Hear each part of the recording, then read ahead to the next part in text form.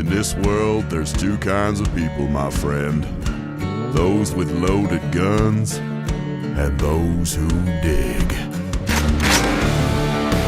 Broadcasting from a Montana wilderness fortress at the headwaters of the Missouri, this is Matt Christiansen Live. I believe in the sand beneath my toes. The beach gives a feeling, an earthly feeling. I believe in the faith that grows, and the bow I coast can make. We can tell the Elon story and this kind of disciplining by democracy as a story of someone leaving. But there is pain in the wake of what Elon did. He talked about bringing the wood chipper to USAID. Bingo. Brooke Nichols, Boston University professor, mathematician, figured out what is the effect of this. They have a tracker. 300,000 deaths. Oh my God, bro! According to a Boston University professor, because of the aid cuts so far, 200,000 of them children. We're not paid actors. It really happened. Okay, Vietnam War, y'all remember that? 60,000 U.S. service members died. This is 5 times more deaths. Over $1.2 trillion. Because of aid cuts since January of this year. Wow. So Elon Musk is leaving, but he's also leaving a legacy. Courts work, lawsuits work, and pressure works. I doubt it. You are fake news. You talk like a fag, and your shit's all retarded. Very fake news. You sound like a groomer terrorist that need to be deported. That's disgusting. I don't give a damn fuck. All right, America, go to the YouTube right now. Skag free, whoever he is. Dude, Matt straight up sucks. In 5, 4, 3. I can't do it. Fuck it, we'll do it live. Hello and welcome to the show. This is Matt Christiansen Live, a proud duct tape production for Sunday, June 1st, 2025. Thank you for tuning in. Sitting shotgun tonight is our friend, Mark Aaron. He is Canadian, but we allow it. At Liberty M. Aaron on X, linked in the description. Hey, it's your Sunday debut. You've only joined on Wednesdays so far, so welcome back. Pressure's on. Well, thanks, Matt. Yeah, no, it is. I will try not to disappoint. I just have to say that Third Eye Blind Semi-Charmed Life remix, it makes my day every time I hear it. I was 18 when that came out. It goes straight to my soul. Wow. Even older than me. Yeah, that's how I just dated myself. Hey, are you celebrating Pride Month up there in Montreal? Oh yeah. Or is we are the home of Pride Month. This is it. Just like it springs out of the ground. Oh, yeah. Is that metaphorical or symbolic, or is it actually the origin? I could believe it's the origin. Yeah, no, I don't know. We're just super gay. It all comes from French Canada. Is definitely a believable claim. I think other than San Francisco, we are the highest. We were the highest. It's kind of like Canada's San Francisco in a way. Yeah. Great guest tonight. Kyla Turner is back for the second installment of this On the Other Side segment I'm trying to build. Kyla, of course, is of progressive or left-wing persuasion. We're going to talk about the Democrat Party's plan to try to win back the votes of young men. But otherwise in the news, Elon Musk has officially left DOGE and his role in the federal government, and a new report says he's responsible for 300,000 deaths around the world from his international aid cuts. Where are the bodies? They haven't figured out that part of the study yet, but surely there's somewhere. Dangerous question. I guess. Careful, the context in which I ask that one. You're right. Yeah. And yes, later in this, we will discuss the Glenn Greenwald video circulating this weekend. Let me ask you, have you watched the full video? You have not. No, I refuse. I watched it to be credible in my discussion of it. It was for journalistic purposes. And is it bad, or is it just like there's feet licking, there's wearing a maid's apron, there's apparently paying the guy for the privilege of doing that. He licks a guy's spit off the floor. Is there meth involved? There's what looks like drug paraphernalia in the background. Hard to say. I wanted some like Hunter level going hard. This is definitely Hunter quality. It's just he's not actually doing the drugs in the moment. Yeah. Disappointing. You let us down. Step up your game, Glenn. This is only one video. I'm sure there are other contexts in which the game has stepped up. Where's the Wiener laptop? Yeah, sure. Later in the show, Dan Bongino has some big claims about Jeffrey Epstein and James Comey. I have some hoax hate. And CNN officially reports this weekend the word retarded is now back. So, it's not all bad news. Some things are really improving. We'll catch up with your super chat as well. Hey, if you enjoy the show, please consider supporting the show. You can do that one time or recurring for as little as $1 a month over on my website, mattchristiansenmedia.com/support. Support for the show not only helps me sustain, but it pays the people who make the show possible. There are perks available for your support as well. Or check out the merch store. You can do that also. Great designs for t-shirts and mugs and more. Likewise, merch sales help not only my operation, but they support the designers who made these designs, all of whom are listeners of this stream. Find both of those links right there on the homepage, mattchristiansenmedia.com or mattis.gay. If you can't spell my confusing name, we got to say hi to our featured listener-owned business for the evening as well. That's Kineo Mountain Woodsmithing.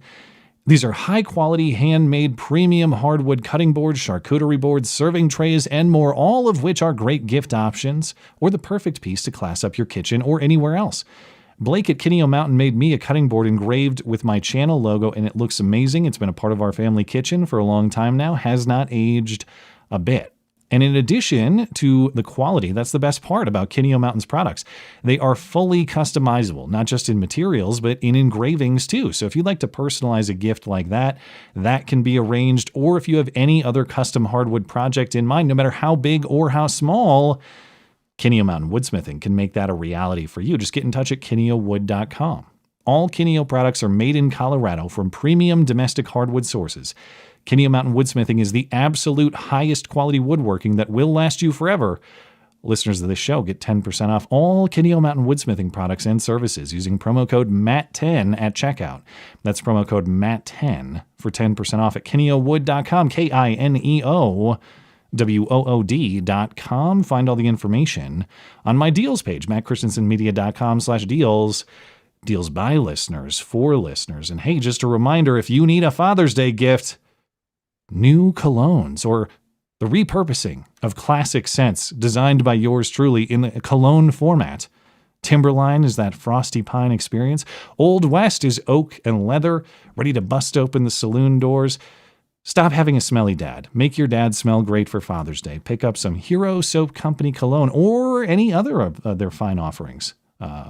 Solid soap, or bar soap, liquid soap, shampoo, conditioner, all that stuff. 10% off using promo code MCListener at herosoapcompany.com. Promo code MCListener for 10% off everything at herosoapcompany.com. A couple pieces of housekeeping I need to get into. I am no longer streaming to DLive, and that is as of this stream, June 1st. And many of you are now saying, I don't even know what DLive is or that you did stream to DLive. That's correct. Very few did. I had been streaming to DLive ever since I got a suspension on YouTube because it was an alternative. Just kept doing it forever. But very few people are watching the stream over there. So I'm discontinuing that. If you are the DLive guy or one of the handful of DLive guys, my apology for the inconvenience, but there are many other viewing and listening options on my website, mattchristiansenmedia.com. YouTube, Rumble, X, Odyssey, plus podcast audio platforms too. And one other reminder, my Bible study is coming back on Friday. This Friday, June 6th.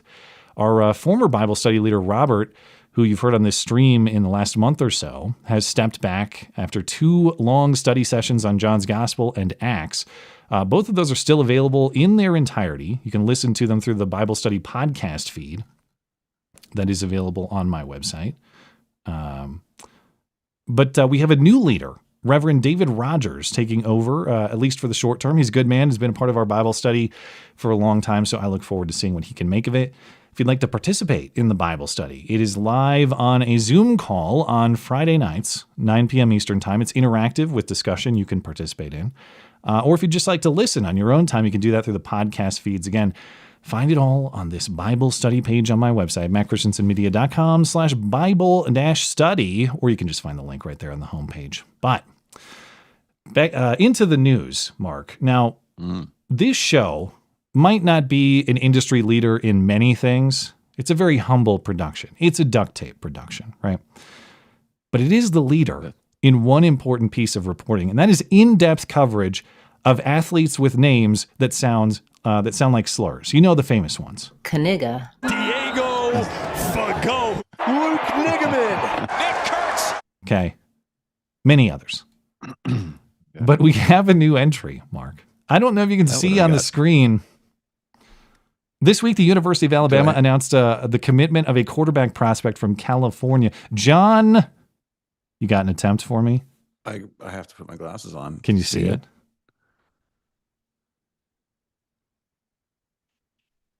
No, I don't see it. Where's it? Oh, here. Oh, so you don't even say. God, that's really small. Sorry, that's tiny. I got nothing. You're going to have to read it to me. Is it John? I shouldn't have put you on the spot like that, Mike. I see Gazz. Oh, Jesus. All right. Sorry to strain those old man eyes. Is it John? They've been like this since I was a kid. John Gazzaniga? Gazzaniga?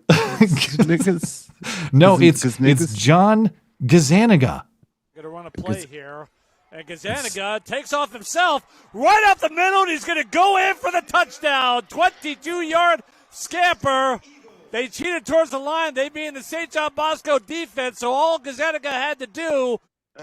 See, I thought it was. Is the emphasis on Gaz or Yeah, it's yes, emphasis on. It's Gazan. Gazzaniga. See, I thought it was like your homie from Palestine. He's a Gazzaniga. Right. No, Gazzaniga. So good luck to Gazzaniga at Alabama. Unfortunately, no scheduled matchup between Gazzaniga's Crimson Tide and Noah Kaniga's Eastern Michigan Eagles anytime soon. I think Gazzaniga versus Noah Kaniga is a matchup we all want to see. Maybe someday. Maybe in the NFL. Yeah. I'm looking forward to many announcers' foibles. Guess who's back? Joe Biden, even though he's not the president anymore.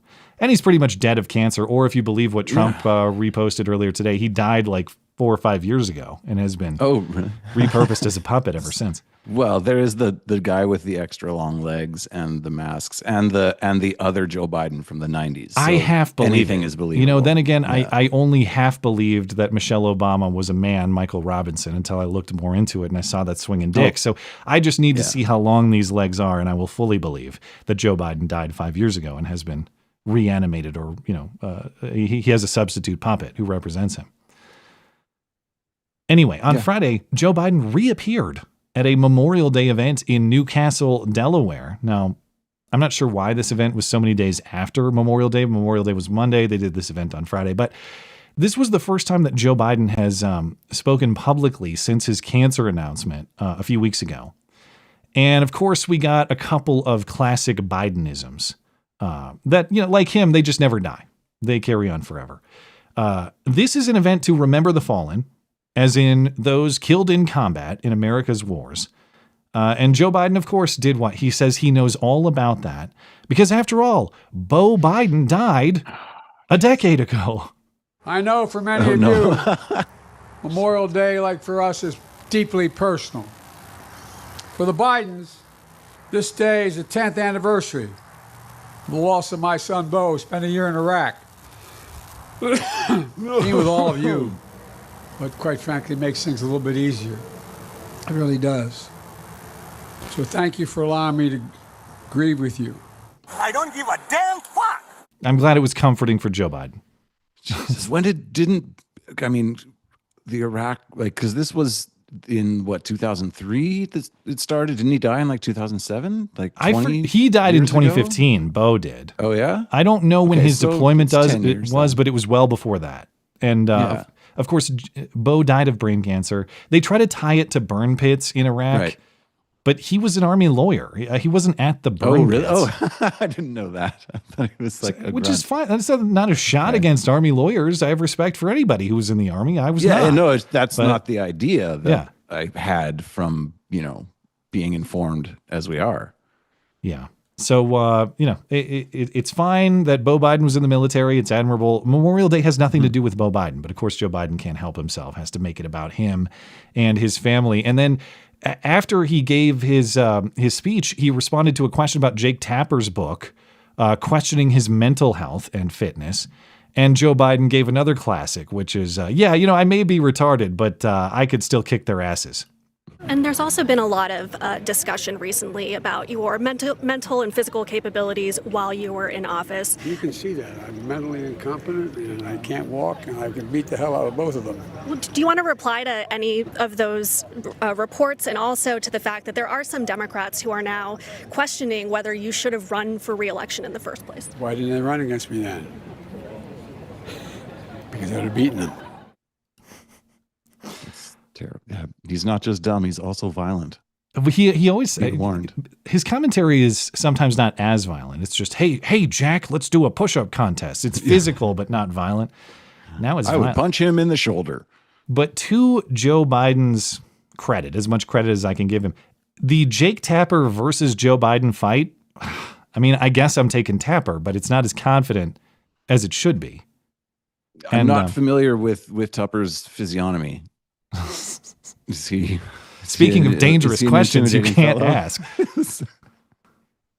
Anyway. Sorry. To Joe's point, though, electorally, yes, he was a terrible candidate. Yes, he was going to lose to Donald Trump, but he says, they like to criticize me, but they couldn't beat me. Well, I mean, you were kind of forced out of the election. But what Democrat would have been obviously better than Joe Biden? Kamala Harris? Clearly not. Mayor Pete? That's a big game, man. Maybe Michelle Obama? I hear Cory Booker has very strong opinions. We'll get to that later in the show. No, I love the excuse there. It's different because Cory Booker's fingers were spread out. It's not a proper sieg heil. The proper sieg heil is heart out, right? I get it. Well, the sieg heil, they say, it's Elon sieg heiled because his fingers were tight together. Cory Booker's fingers were spread out so that he was catching a football. Anyway, as bad as a candidate as Joe Biden was, did Democrats have anybody who was clearly better? Not really, which is why Democrats are really struggling to strategize. They're trying to figure out if David Hogg is a wise leadership choice for the party or not. Yes. I support David Hogg remaining in power at the DNC. Please. It's also why they're now spending $20 million on something called the SAM Project to study how to win back young men. I'm going to get into this with Kyla Turner in a little bit, but this commentary from Olivia Julianna, she's not directly involved with this project as far as I understand, but she is one of the Democrat activists trying to win back young men. She self-identifies as a queer, plus-sized, disabled Latina, which all the guys love. Yeah. And she joined college student Micah Irfan, a Texas Democrat Party leader who embodies masculine energy just like David Hogg does. And Olivia Julianna is saying, it's not that young men hate the insane Democrat Party platform. No, they love it. They just don't feel like they're welcome in it. The people who say these things don't actually spend time talking to young men. I spend a lot of time on college campuses. And I spend a lot of time with young men. I love young men. I love frat guys. And in that, I realized, like, even the ones that identify as conservative are almost always pro-choice. They're almost always pro-gay marriage. You'd be surprised at the number of them who supported Black Lives Matter.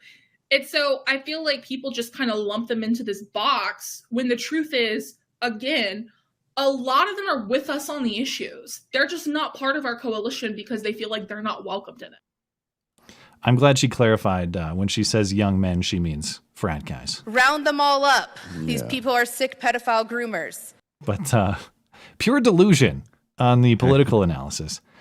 Men in general are not pro-choice. This is a Gallup polling from last year, 2024. Polling on abortion, men are plurality pro-life, 49%. I couldn't find polling by gender on Black Lives Matter support, but Black Lives Matter support is fading and has faded significantly since 2020 for reasons we all understand. But Black Lives Matter support as of April 2023 was a very slim majority. If you polled by just men who skew conservative, they're not supporting Black Lives Matter. And this is 2023. It's likely gone down since then.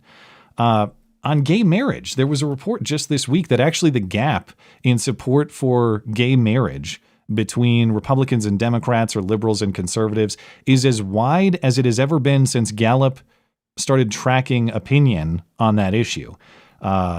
Democrats, of course, strongly support gay marriage, 88%. Republican support has fallen to 41%. And so you're, again, men skew conservative. 41% of Republicans support gay marriage. I find that. And that's a low. Surprising. That's a low in recent years and decades.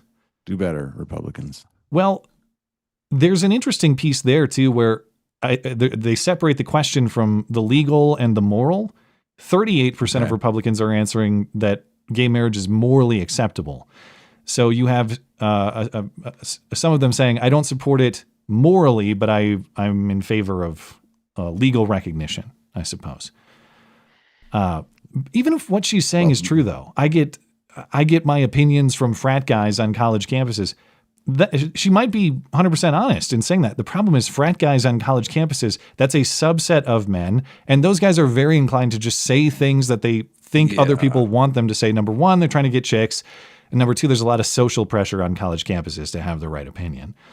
So like I'm dubious about everything that came out of her mouth. One, I don't think she's ever been anywhere near a frat house, and if it was, there's a tradition for frat guys when they do bring women like her around, and there's a contest. I don't know if you're familiar with what this. are they called? When I don't remember, but there's movies. They're in movies and stuff. I think that's her only experience. And the other thing would be other than frat guys who are generally, I think, would skew more Republican-ish. You're on college campuses. You're not going to get that's already, like you said, a subset. And then saying that the frat guys respect or represent the majority of college guys, I think is weird too. So I'm sure there'll not much to go by on her testimony. They'll be swarming very soon for that guy beside her. That's the perfect example of the type of men she's exposed to. I thought that was like a trans or non-binary person. Anything. It's just possible. A guy. It's just a Democrat guy. Who's her age, 22. He's gonna fight David Hogg, and who knows who'd win in that one.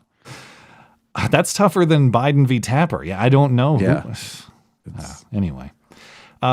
Also, news at the end of the week, Elon Musk is out at DOGE and the federal government in general. This after a visit to the White House on Friday, stepping away from his role as a special government employee with the Department of Government Efficiency. His departure was scheduled, previously planned. It's not like a firing or a backtrack on the DOGE purpose or mission or anything like that, though it is fair to say that DOGE under Musk, it didn't achieve what they had hoped or had advertised either. They had planned to cut $2 trillion from the federal budget. The final number under Musk is about $150 billion, and that's if you believe the number that DOGE is saying. And they're also saying that that's the number that's going to be achieved in this fiscal year, which ends in September. It's not yet realized. Elon Musk will go back to his companies, including Tesla, SpaceX, and Starlink. DOGE itself is supposed to continue. Elon may be involved sometimes, but not as a permanent leader. Still, though, the damage is done. Elon Musk has committed and completed his own personal Holocaust, according to a college professor and media personalities repeating this talking point this week. Boston University mathematician Brooke Nichols has created a model that says Elon Musk and DOGE's USAID cuts, have killed 300,000 people across the globe. Now, speaking of names that are difficult to pronounce, beyond John Gazzaniga, this MSNBC guy with an impossible name, Anand Giridharadas, going with that. Go with retardedus. Yeah. You can say it again. CNN is reporting. Yes, Elon Musk has committed Auschwitz times Hiroshima. Yeah, well, we can that's tell now. the Elon story and this kind of disciplining by democracy as a story of someone leaving. But there is pain in the wake of these tariffs, and there's pain in the wake of what Elon did. He talked about bringing the wood chipper to USAID. Brooke Nichols, Boston University professor, mathematician, figured out what is the effect of this. They have a tracker. 300,000 deaths. According to a Boston University professor, because of the aid cuts so far, 200,000 of them children. Okay, Vietnam War, y'all remember that? 60,000 U.S. service members died. This is 5 times more deaths because of aid cuts since January of this year. So Elon Musk is leaving, but he's also leaving a legacy. Courts work, lawsuits work, and pressure works, and people raising their voice works. And it's not just that Washington always wins. I think the people always win. Sorry to interrupt your thought. Go ahead. If you saw Bono on Rogan, it's I have that clip. They fired the guy with the keys to the warehouse, right? And it's just, that's the claim. It's Elon. You go straight from Nazi salutes to genocides of indisputable numbers. Yeah. Now, here's the thing about Vietnam, Anand, if I'm saying that right. There were stacks of bodies. There were caskets. Where are the stacks of bodies? Where are the caskets? Dangerous language, Matt. You mentioned Bono. Sorry. Yeah, Bono mentioned the same thing on Joe Rogan's podcast this week. Hey, Joe, did you know that Elon Musk pretty much killed entire countries with all his USAID cuts?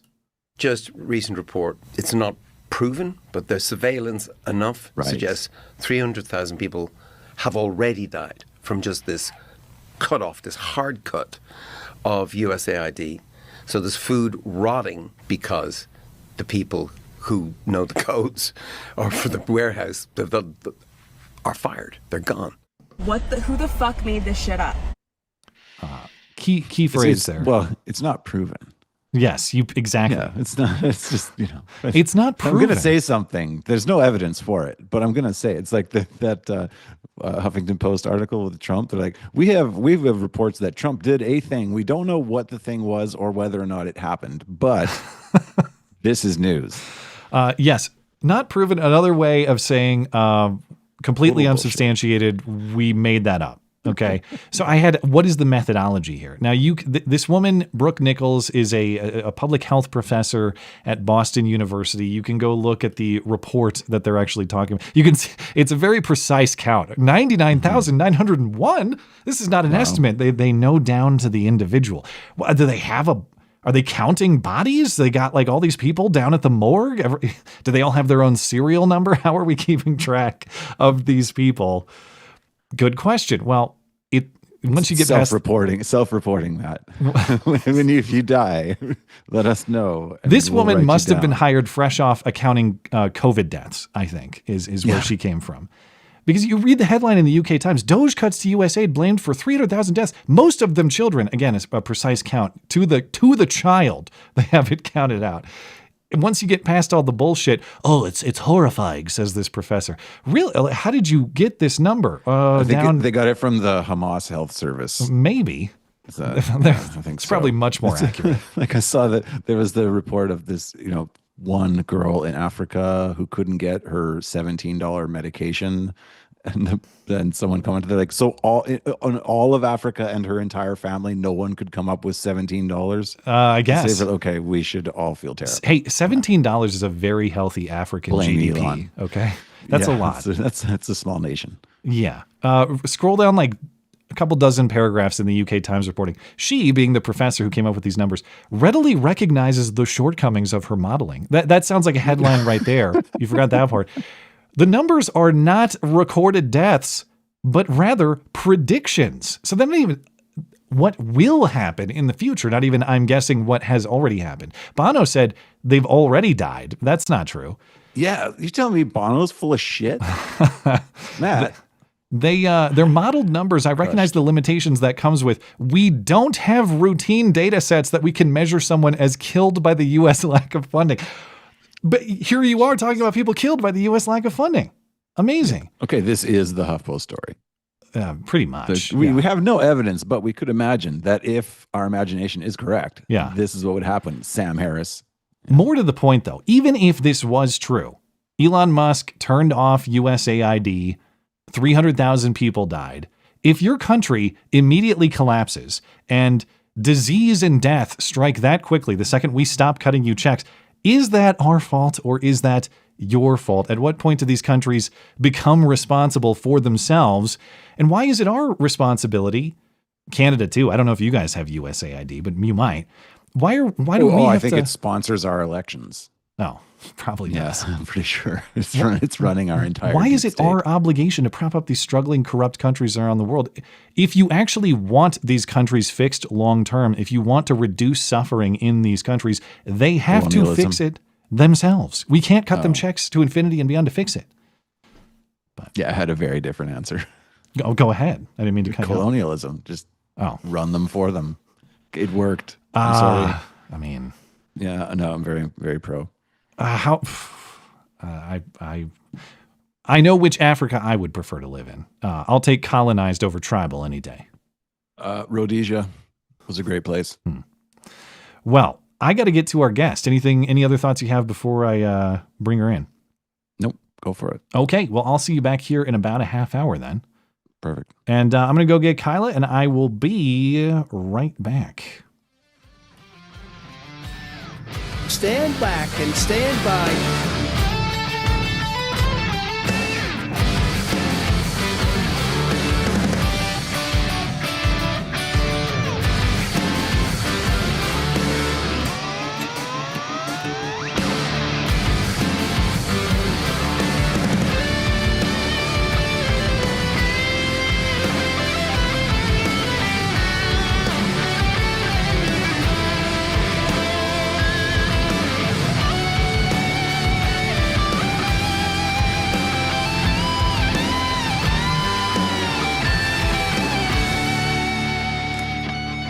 My guest tonight is Kyla Turner, known online as Not So Erudite. You can find her YouTube and X accounts linked in the description. We like to do this little On the Other Side segment, get another perspective on the news because Kyla is of a more progressive or left-wing persuasion. Kyla, welcome back. Glad to have you.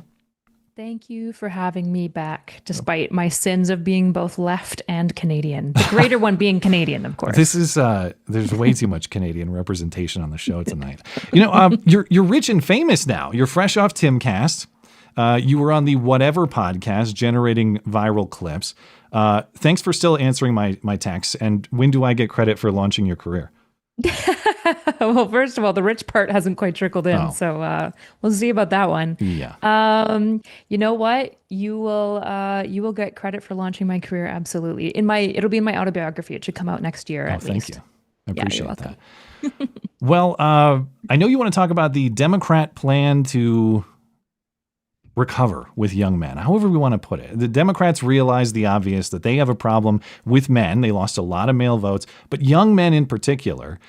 And now, as Mark and I were just discussing, there's this plan. Just recent report. I always do this. It's once a show I accidentally play a clip. You'll get used to it. Anyway, Democrats have this plan to spend some $20 million to figure out why they're losing male and specifically young male support. So I'm going to bet that you can do it for less. Speaking of getting rich, can you give the Democrat Party their diagnosis for something less than $20 million? Actually, the $20 million is really interesting. So a lot of people don't know this, but the Trump party spent about $20 million on the same group, young men, in about 3 to 4 months during the election. So $20 million is big dollars to every single person who is a pleb like myself. And when it comes to political work, political advocacy, and research, it's like a drop in the bucket. So I know a lot of people are really, really like worried about the $20 million. It's $20 million over 2 years. And again, that pales in comparison to what Trump spent on the exact same demographics, even during the election. I guess my question is, why is it $1 though? And I know, like, why does it take such massive resources to figure out questions that are fairly obvious? And when I say that, I mean, we have exit polling on this. We can go look at why. I know there's a lot of text, so bear with it, but we can go look at why young men were not voting Democrat, and they're citing 3 issues. You got border security. Send that to me. It's super blurry. Do you want to just post it in the chat? Yeah, I could do that. Sorry, I just can't read it off of your share. Yes, it's hard to see, but to give you an idea of what's going on with the bottom there that I'm referencing, they're naming the issues of border security, the economy, inflation, And also, they said that Trump would do a better job on Israel and the Middle East, but that's not really what's motivating them to vote. I can send this to you, but the point I'm making is they'll tell you the issues if you just ask them. Why is it? I guess I don't care how much money they spend. What I'm curious about is why do Democrats consider this a mystery that needs so many resources pumped into it? It's interesting. You sound a lot like some of my more liberal friends who are also skeptical that this is an issue that needs to be looked into. So one of the things to think about here is that the top issues that you posted here, borders, inflation, and actually what's not showed on here, but almost all polls show that housing is another really big issue. So it's typically instability of economy, housing, and immigration that are typically the top three for people, with the first two, housing and economy, always being the top two performers in like every single Gallup poll, Blue Rose, like everything. And so the issue that I have when I look at that is I go, okay, that's what young men are saying. But that's what every single demographic is saying. Okay. And the issue is that young men shifted more than any other demographic. And so the important question there is why and what do you do about it? My hope is that in the process of Democrats looking at it, there will also be a process of looking at themselves, which I think will be really good. I think if the Democrats look into what men feel like resonate with them, and what makes them feel understood and valued and important, that research will go up to the Democrat Party and they'll go like, oh, this is what young men are feeling, and then trickle back down to going, we need to care about these things. That's my hope, is that that's what this research will do. What do you think their if that's their diagnosis, what will their prescription be? Because speaking as a man, I hope I have a qualified opinion here, but if men are citing the economy, housing, border security matters too, but I think that speaks to a man's general role as a provider. Young men being frustrated with that in particular. I'm a young man who wants to get into home ownership. It's all but impossible. I can't do that. The prescription could be one of two things. It could be let's cut regulations, let's do more building, let's try to increase the supply of housing, for example. Or it could be what Democrats often go to, which is let's increase government assistance for this sort of thing. Let's try to offer more favorable loans, or let's try to hand out money in some form to satisfy this dissatisfaction that young men have. I know which direction I would prefer, but what direction do you think Democrats would go? Yeah, so I think there's kind of two things baked into there, if you don't mind me responding to both. Sure. So the first one is this idea that young men are providers and they want to occupy that role. What's interesting, if you look at the data, despite everyone citing inflation and economy as the most important, young men, to a very large margin compared to young women, actually feel more financially stable, feel better about their future financial prospects. And so you've got a group that's saying, we actually feel better about the economy than women of the same cohort do, and yet they're voting much further right? And so we have this question of going, okay, they're saying that's about economy and economics, but they're economically also reporting that they feel significantly better about it, and despite that, they're voting further right for those said things. Second to the housing policy, are you familiar with the debate on the left right now formed in the argument called abundance? I am not. You'll have to explain it to me. Okay. So there is very hot debate on the left right now, started by Ezra Klein and Derek Thompson. He's the second writer, and I feel so bad that I might not have cited his name correctly. But it's essentially posing this exact question. Seems like houses typically get built better in red states.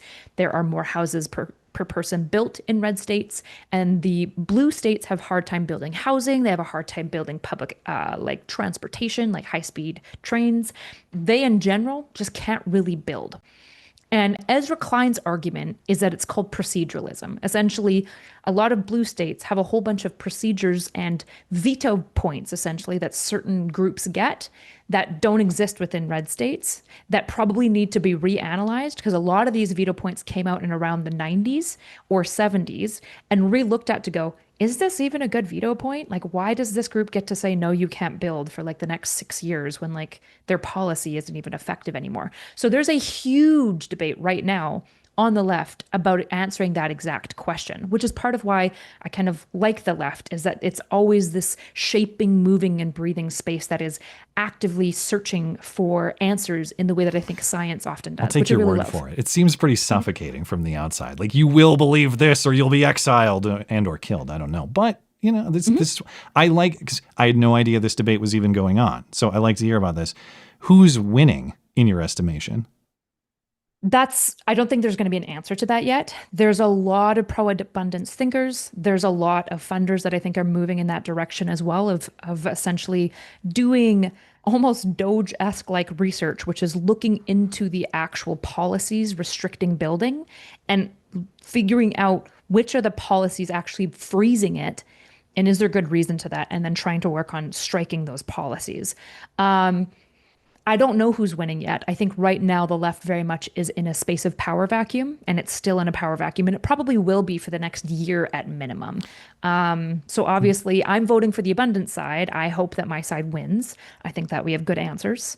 And hopefully the right should want a healthy left, just like the left wants a healthy right.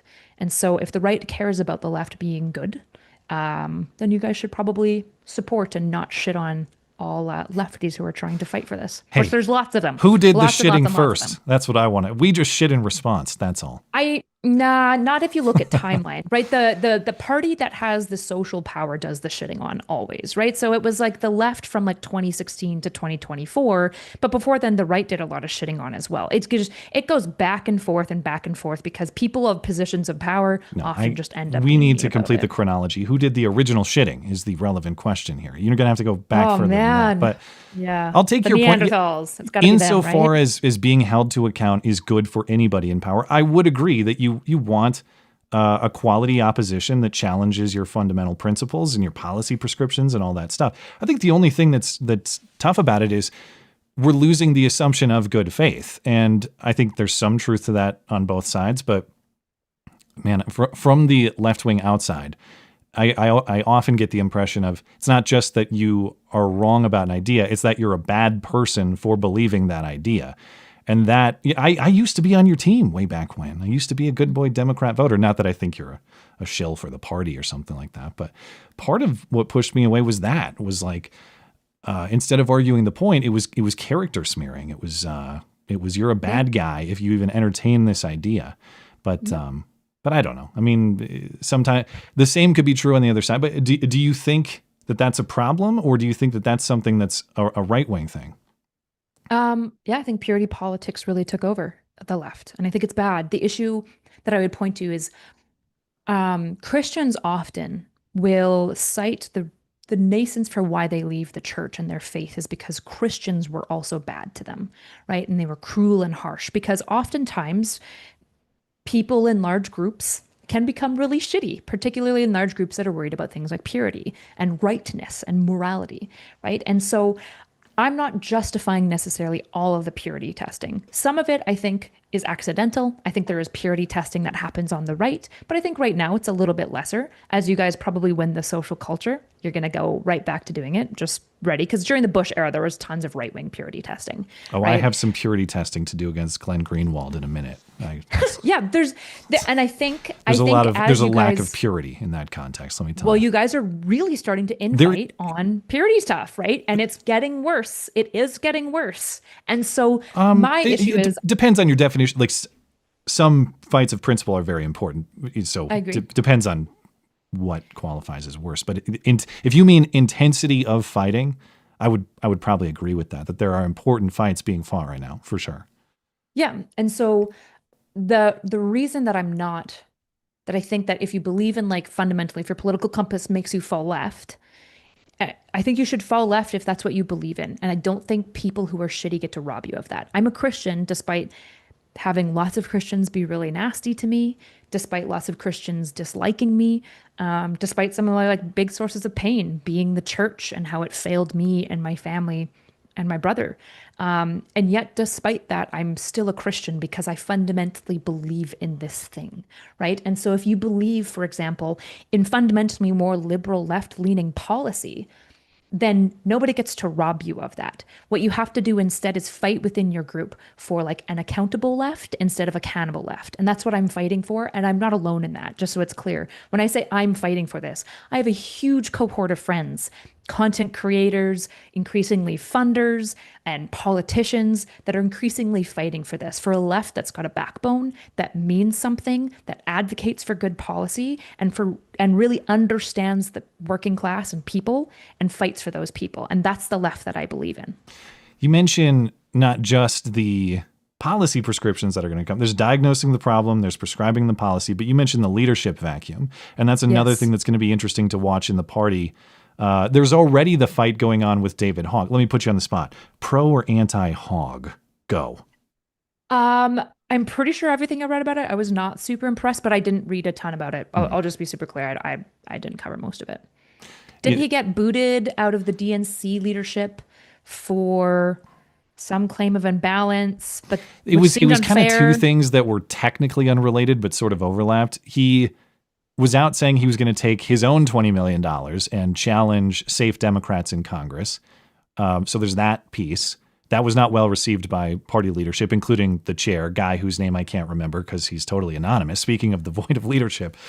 And then because there's actually a pre-existing challenge after his election in February, a female candidate who lost challenged his election to vice chair on some technical basis that the way the vote worked, I think they elected two co-chairs or vice co-chairs together, and it all but rigged the system against the female candidates was her claim. And so they are now in the process of kind of potentially undoing his vice chairmanship or co-vice chairmanship. So it's those two things. Like technically the challenge to members of Congress is not the reason that he might be ousted. But now that everybody's voting again, because the prior election was undone, everybody's going to be voting again. I think this month, people are going to be voting with that in their minds. Like, do we want this guy coming in trying to unseat safe members of Congress or not? But that's the Hogg controversy.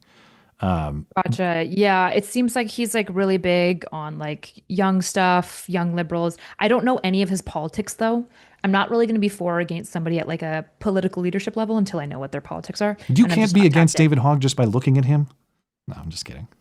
Many can though. Okay. There's a pretty bad rule of thumb for the leaders. You haven't looked at David Hogg enough. If you don't make an exception, I'm just kidding. I don't know. You guys have like Charlie Kirk with the teeth issues. Well, you guys aren't always sending your best either. Okay, let's be honest. Trump, not a good-looking guy. He's been orange for a long time. Oh, how dare you? You guys just gotta own that. He's perfectly bronze. He doesn't resemble Cheetos in any way. I don't know what you guys are talking about. This is like, if the left is doing partisanship with Biden, then the right, if you guys are going to be the good right, you have to own it. You've got a Cheeto-colored leader. Okay? He is an abnormal complexion. That is unnatural, for sure. I would grant that point. But okay, let's get away from party leadership in the form of David Hogg. Let's just talk like the candidate. Who do you think Democrats can run, say, for president in 2028, who is compelling and can achieve some of the sort of things you're talking about? Because as an outsider, I look at this party and I laugh. The only one who is remotely intimidating to me is Michelle Obama, and she can't shut the hell up on her podcast saying foolish things. So I think Michelle Obama stock down, and I don't see anybody else who's like, okay, that's a formidable candidate. Now, granted, a lot of time to go, and you could have an Obama-style rise. That was quick. Maybe the person who's really compelling is out there, and we have no idea who they are. But do you see anybody currently where you think that's the guy or that's the woman who's gonna guide this ship to success? Yeah, I would put if it was a horse race, I'd probably put a little bit of money on Pete Buttigieg. I've been pretty impressed with him. I think he's an excellent orator. He's very skilled at speaking.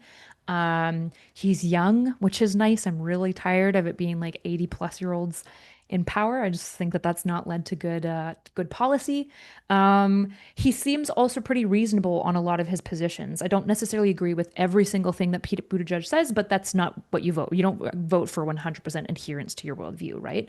And so Pete Buttigieg seems like a really strong contender. He's got the ability to capture camera and crowd, which is really, really important. You need to be ad friendly, essentially. He's a handsome guy. He's gay, so the Democrats are going to like him. He's a man. See, that was my question. Who don't love that. Yeah. And I'm not asking I'm not asking from a moral perspective, is this right or is this wrong? I'm asking from like an electoral perspective. Is that an asset or is that damaging? For the view that might be an asset among some Democrats, I think, say in the black voting bloc, for example, that might be a big liability. So how do you think the gayness plays into his electoral prospects? I think because the base for the Democrats is typically young voters. Young people, even like Republican young people, are pretty increasingly accepting of being gay and homosexuality and whatnot. So I don't really suspect it to be a major hindrance to most voting blocs. I think when it comes to like the black vote, for example, I think black voters typically vote for who they think will lead to good policy for black people. I don't know if they're going to be like as upset about the fact that he's gay. I think a lot of these things, these like demographic factors really fall away, especially if you've got like such a capable speaker and a good stage presence and whatnot, and can really reach people. It'll be whether or not he can reach those people. Well, you called him a handsome man, and I might push back, but I risk sounding homosexual myself if I do.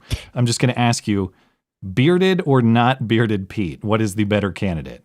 Bearded for sure. Okay. Yeah. All right. If you're a man and you're struggling with that lower third, always bearded up. Okay. All right. Well, he's taking your advice. They'll be paying you the $20 million very soon, I'm sure.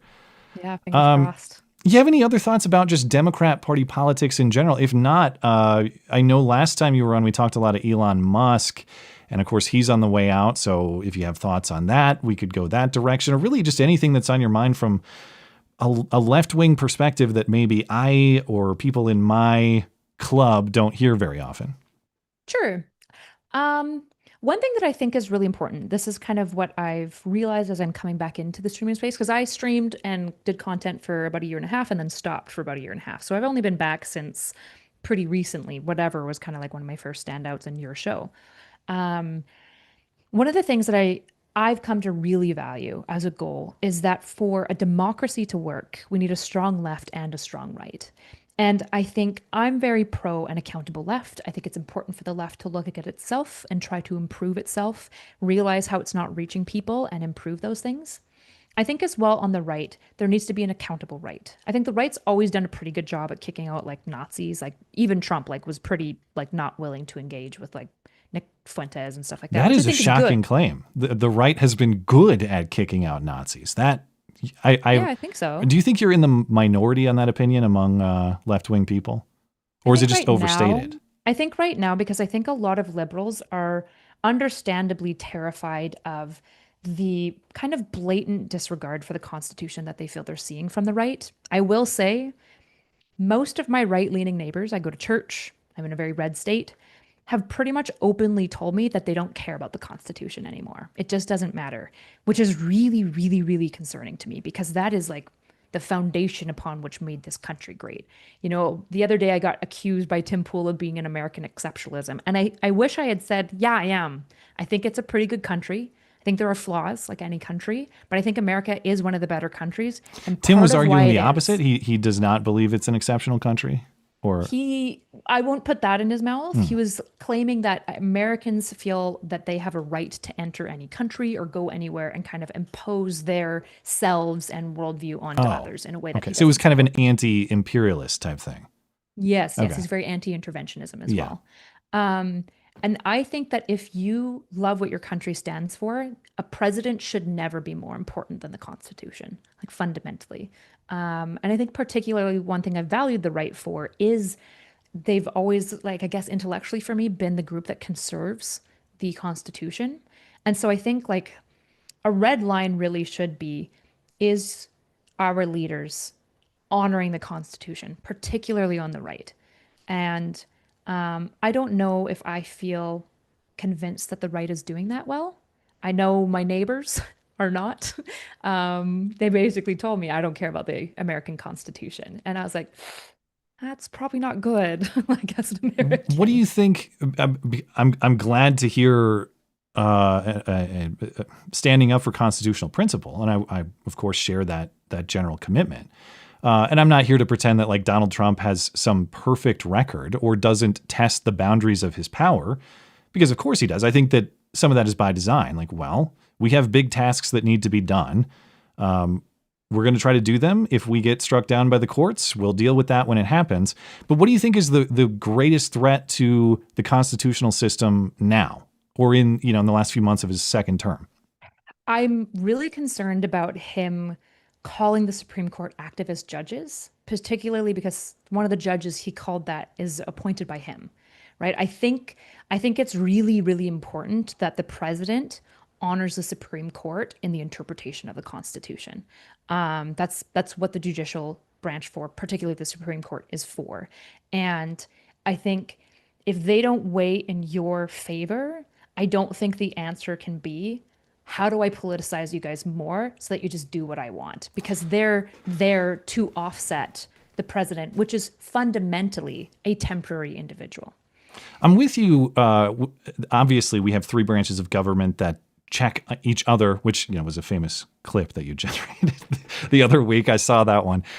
However, what does make me a little bit nervous about the way the Supreme Court has developed over time is, what is the appropriate check on the Supreme Court now constitutionally? Because we have three branches, none of them have a monopoly over what the Constitution means. The Supreme Court kind of declared its own authority in that way back in the early 1800s.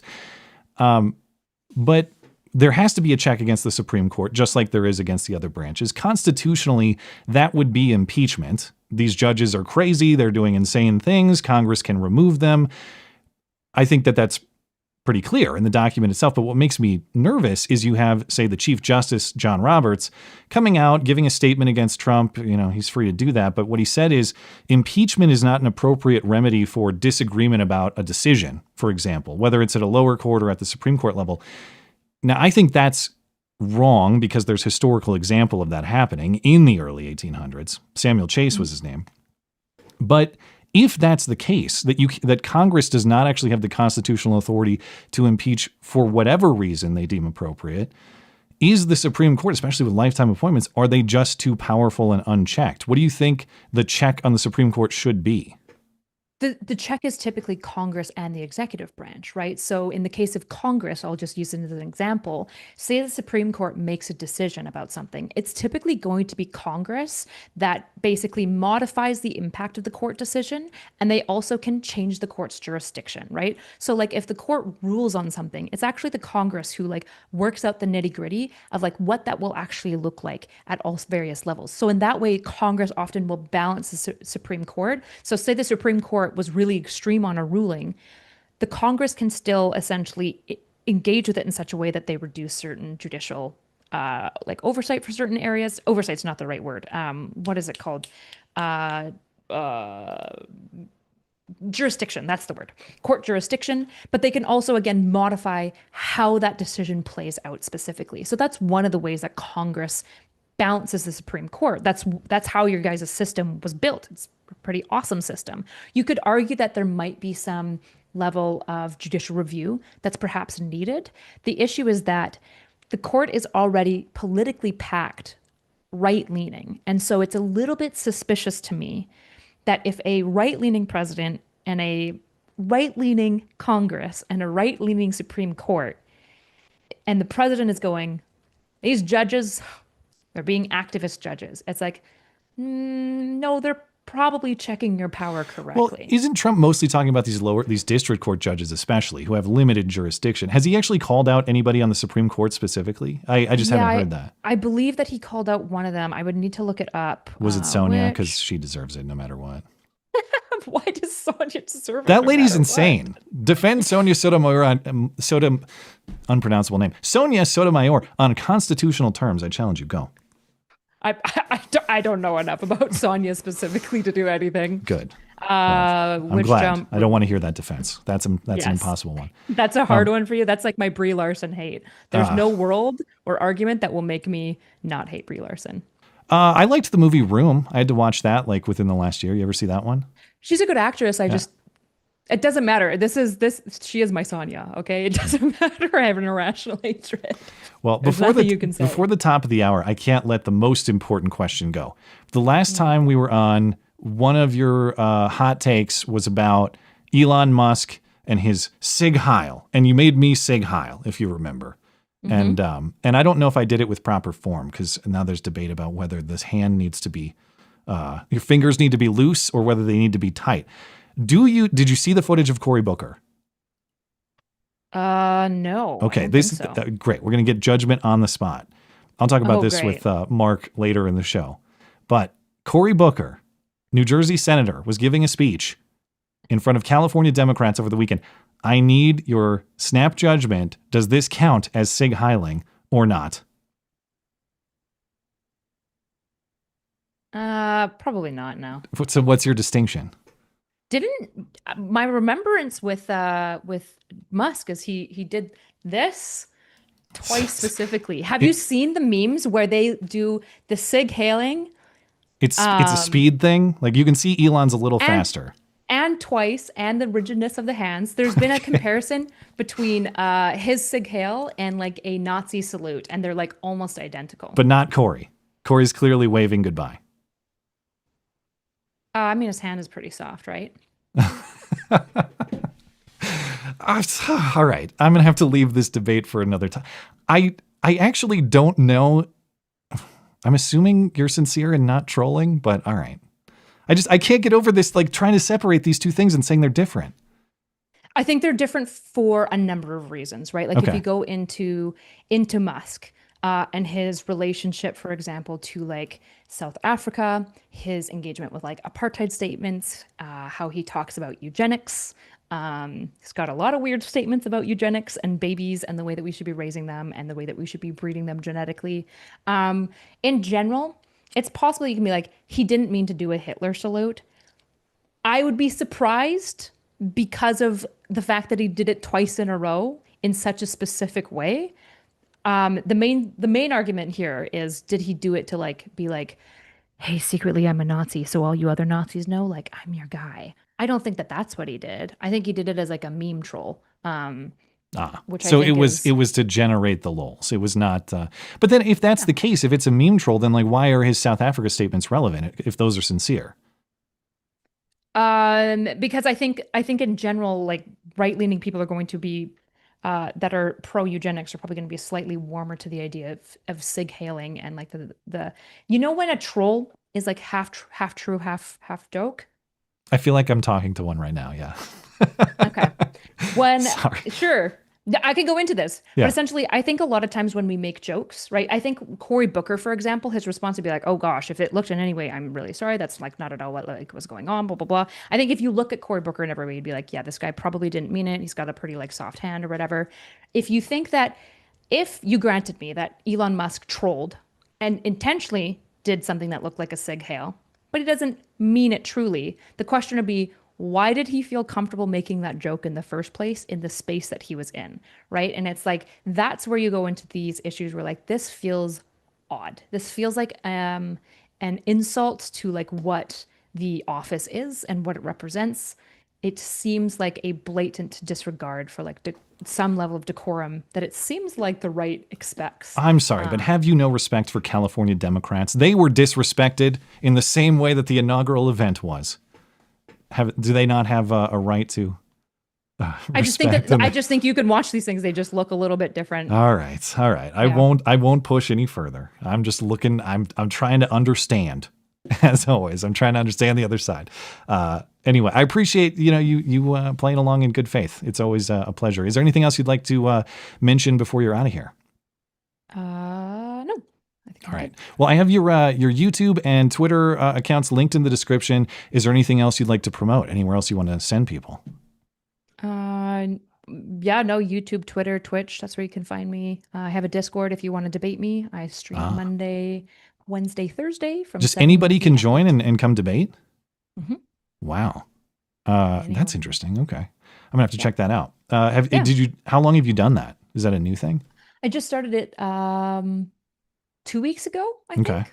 Going pretty well? Or is it, speaking of Yeah. trolls, is it getting trolled? It's not getting trolled at all. Honestly, like most people are pretty respectful on either side. There's a little bit of vetting. Like I typically ask people in the side chat to post like what they want to talk about. So you have to like have an idea formed, which seems to, I think, vet some people. And any like sussy PFPs, I'll just be like, I'm All not right. sure about that. Well, if you want to resume the sieg heil debate, you can hop into Kyla's Discord. You can find, where can people find it if they want to participate? You'll just need to probably go to my YouTube channel and look right. it up. There'll be links there. Yeah. All right. Well, thank you as always. I look forward to having you back and appreciate your insights. Thanks for having me. I appreciate it. Have a great night. I will be right back.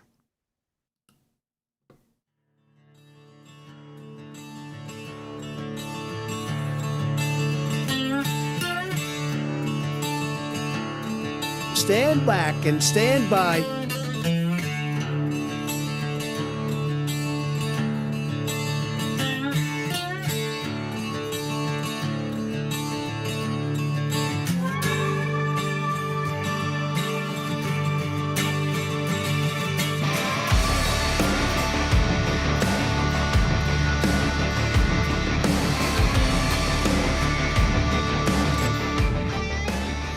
Thanks again to my guest, Kyla Turner, not so erudite. Find her YouTube and X links in the description.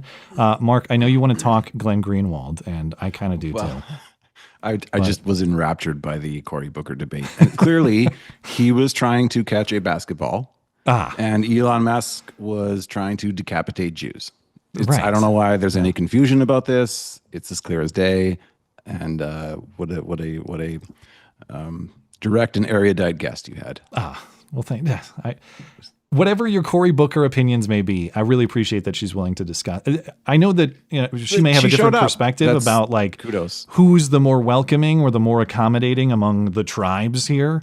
From my perspective, talking to someone who disagrees from a left-wing perspective is almost impossible, and she's willing to do that. I really appreciate that because she does have a lot of, I don't necessarily agree with a lot of the takes, but she does have information about that perspective that I haven't encountered before. So I'm glad to get it. And I always wonder, like, why do people call themselves left? I was a young man once. I considered myself on the left in the early 2000s in the Bush era, and then all the things like where she'll list the things that she considers makes her a left winger, like wanting what's good for the working class, etc. And I'm like, yeah, that's MAGA. So why are you playing a team sport? I would hope that that's everybody. You can't even define the teams. They want that, but I think that the left-wing philosophy on what achieves that is pretty. I would say this. I was a Bernie bro, believe it or not. A lot of people were. 2014, 2015. Yeah. For the same reasons, like anti-establishment reasons. Right. I mean, I was in New York. I passed by Zuccotti Park during Occupy Wall Street, and I was 100% on board with all that. We are the 99%, all these things that were left-wing. They were left-wing things 20 years ago, 15 years ago. They're not so much now, especially since Trump co-opted the Republican Party. And now there's been, like they always say about whatever it was in the 60s, the parties switched. That's basically what MAGA. Bro. Yeah, well, now it's I don't even know if it's geographically located, but Trump MAGA took over the Republicans and brought in a lot of what were, at least from the 70s to the 90s, traditionally left-wing ideals of just like, hey, we want what's best for the average working man. There are a lot of left-wing or formerly left-wing things about the current Trump agenda. The economic protectionism, for example. Well, his entire cabinet. Right? Right? But this idea of protecting American industry through tariffs, this was a Bernie Sanders idea not long ago. And, he called mass immigration a right-wing Koch brothers conspiracy. And that's right. Once you get into topics like that, like mass immigration, racial solidarity, stuff like that, it gets almost impossible to associate it to the weird how we're stuck in this trying to define things as left or right paradigm. Yeah. I got to get to some super chats, so let's get into it, man. I'm going to start over on Rumble. Yakko, 1977. There was a nut job who threw Molotov cocktails at people holding a rally in Boulder, Colorado.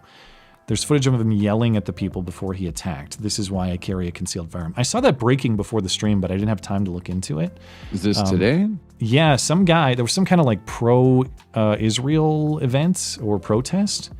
and a guy showed up and started throwing some sort of explosive. I saw reports that his name was Muhammad. I don't know, but I'm not even joking. That's what I read. Guy named Muhammad. No, I believe it. Well, there's a lot of Muhammads. Crazy. Yeah, terrible news. Thank you, Yakko. Donnie 5000. The only other thing Trump could have done to get men was mag dump an AR from a four-wheeler to AC/DC. I mean, there is a question. Wait, he didn't do that? What? A question I probably should have asked her that would have been interesting to see what her response would be. Is the migration of men to the Republican Party, or young men, is that a Trump attraction, or is that Democrats being so repellent? And I know they're not mutually exclusive, but I think it's probably Democrat. It's more Democrat repellent than Trump's pull. But maybe I'm wrong. It's kind of both. I mean, it's weird because when Trump was a Democrat, he wasn't traditionally sort of the masculine guy at all. But the more, the older he's gotten and the more he took over the Republican Party, the more sort of based, iconically male he's also become. I mean, the fight. He has definitely grown into a masculine paradigm. I hadn't even thought about some of the stuff that's just not even like verbal or political. The fight thing, like getting shot and standing right up, that is, you can't think about that or teach that. That's a fight or flight thing, and he had the fight instinct. You can't create that artificially. And that probably was a big pull too. I hadn't thought about that angle, but I think you're right about it. Yeah, well, and being in real estate, when I remember listening to the Young Turks, unironically, those were the days, 2014, 2015, but still being like, listen, if you can make it as a developer in New York, you got fucking balls of steel. I'm sorry, like there's no two ways around it. Even if people who don't understand the finances of going bankrupt and living on debt. There's a way that all of that makes sense, and yeah, he's not an idiot, and dangerous spaces. He's just tough. Friendly producer and call screener. Update to the Boulder, Colorado story. The attacker was initially called a, quote, white man. Victims were Jewish protesters. The suspect's name is Muhammad Solomon, so I was right about that, which is such a white man sounding name. Well, of course. Sticks sent me here. Nice of you to extend an olive branch to the left, but I remember how they treated us under Trump 1. I remember what they did to us during COVID. I remember what they did during Black Lives Matter. I'll never forget. Oh, I agree. The philosophy has a lot to answer for. However, that's not Kyla personally, of course. And the one thing I'll say is that I remember how I was persuaded against that philosophy, and it's by people assuming good faith and having a conversation, challenging my perspective, giving me questions I couldn't answer. And I don't mean to say this like, oh, I give her questions that she can't answer. No, it's a back and forth, and I appreciate that she's going to challenge my points too. Like she said, I think it's a good thing to have a healthy dynamic between opposing viewpoints, and she's a good participant in that. So I appreciate that. The Hillbilly Deluxe. Wow, Kyla sounds just like Barry Weiss when she was on Joe Rogan. I didn't see that one. What did you call anyone a toady? What is that? Oh, so Barry Weiss, who's a New York Times journalist, was on Joe Rogan talking about Assad, and another journalist, I don't remember who, and she was like, "Oh, that person's an Assad toady," and Joe was like, "What does that mean?" And she's like, "I don't know." A bad guy. All right. Yeah. Dangerous Spaces also says, I call BS on the right not caring about the Constitution. I'm guessing they're saying, one, we can't stick to the Constitution if the left won't. Yeah. Well, no, the argument there is that right wingers, and this is a debate, and this is something I brought up on my other appearances on your show, is what is right wing? And the American Project, there's a lot of people within the dissident right now who would frame the American Project itself as something within the liberal frame and then being inherently left wing, whereas what is right wing, if you go back to the French when the terms originated, right wing would be dictatorship or monarchy or something where you're not in control. Left wing is democracy, things where you're involved. So, or the second point is they disagree on what's defined as constitutional. And maybe next time with Kyla, I'll get into that. Now, we got it to that point later on. There was going to be time to really get into what a proper reading and understanding of the Constitution is versus what's invented into it by wish, which I think is what a lot of the left-wing constitutional perspective is. The 14th Amendment protects everything I like. It's magical. And as a Canadian of whom you should have less of on your show, I am not going to glorify my bona fides in this topic. That would have been my response, is let's define proper constitutional reading here. But maybe we'll do that in another day. That one came through twice, Tim, but thank you. Appreciate it. All right, let me get a few on YouTube, and I'll have to pause somewhere because we've got to leave time for this Glenn Greenwald thing. And I'll get back to the rest at the end of the show. Long Dong John, the most important thing DOGE has done was to close down the DNC's taxpayer slush funds at USAID, EPA, universities, etc., and not one was codified into the spending bill. Although if you believe Marjorie Taylor Greene, DOGE spending cuts into the spending bill are coming this week. So hopefully, and Trump sounds like he's open to it, so hopefully we will get some of that, but I agree. Are Republicans going to come through? Because that's what I thought, because what I'd only heard about Elon leaving through left-wing sources, which were like, Republicans are spending more money, like always. And DOGE Elon's stuff out. didn't make it into this spending bill. It passed the House by 1 vote. And then you actually have some pushback in the Senate, Ron Johnson, Rand Paul, and others. Mm-hmm. And now Trump is saying, as of last week, we could do some negotiation, because it just makes philosophical sense. If you think DOGE was good, then at least, now we have a lot more spending cuts to do than just that. But hey, let's start with the $150 billion they identified as wasteful and scratch that. If you don't believe that's the right thing to do with this law, why is DOGE operating? You should shut it down yesterday.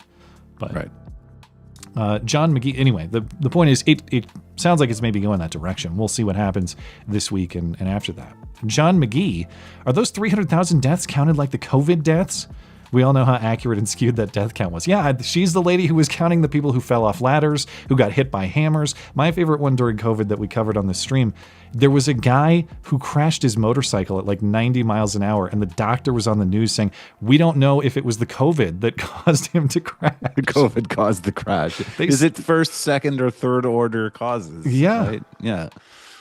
COVID caused him to shift into high gear and just let her rip, and he smashed into a wall. Citizen 7, Dems can give me that $20 million if they want to win back young men. I would tell them to simply treat men the exact opposite the way they've treated them the last 20 years. It's pretty easy to figure out. Yeah, everything you believe or understand or do regarding men, do the opposite, and you probably will be improved. Pretend they're all trans and give them rights. Honest Joe Biden. Here we go. Thanks, Joe, for tuning in. I know you got a lot of free time these days. That punk-ass bitch Tapper. Who does he think he is? My brain works real good. I got that true international that quote he had. I forget what. True international pressure. Yeah. I'll punch his bitch ass right in my bone cancer, then beat every Democrat and Vice President Trump. Come on, man. Come on, man. Well, thanks for tuning in, Joe. I really appreciate it.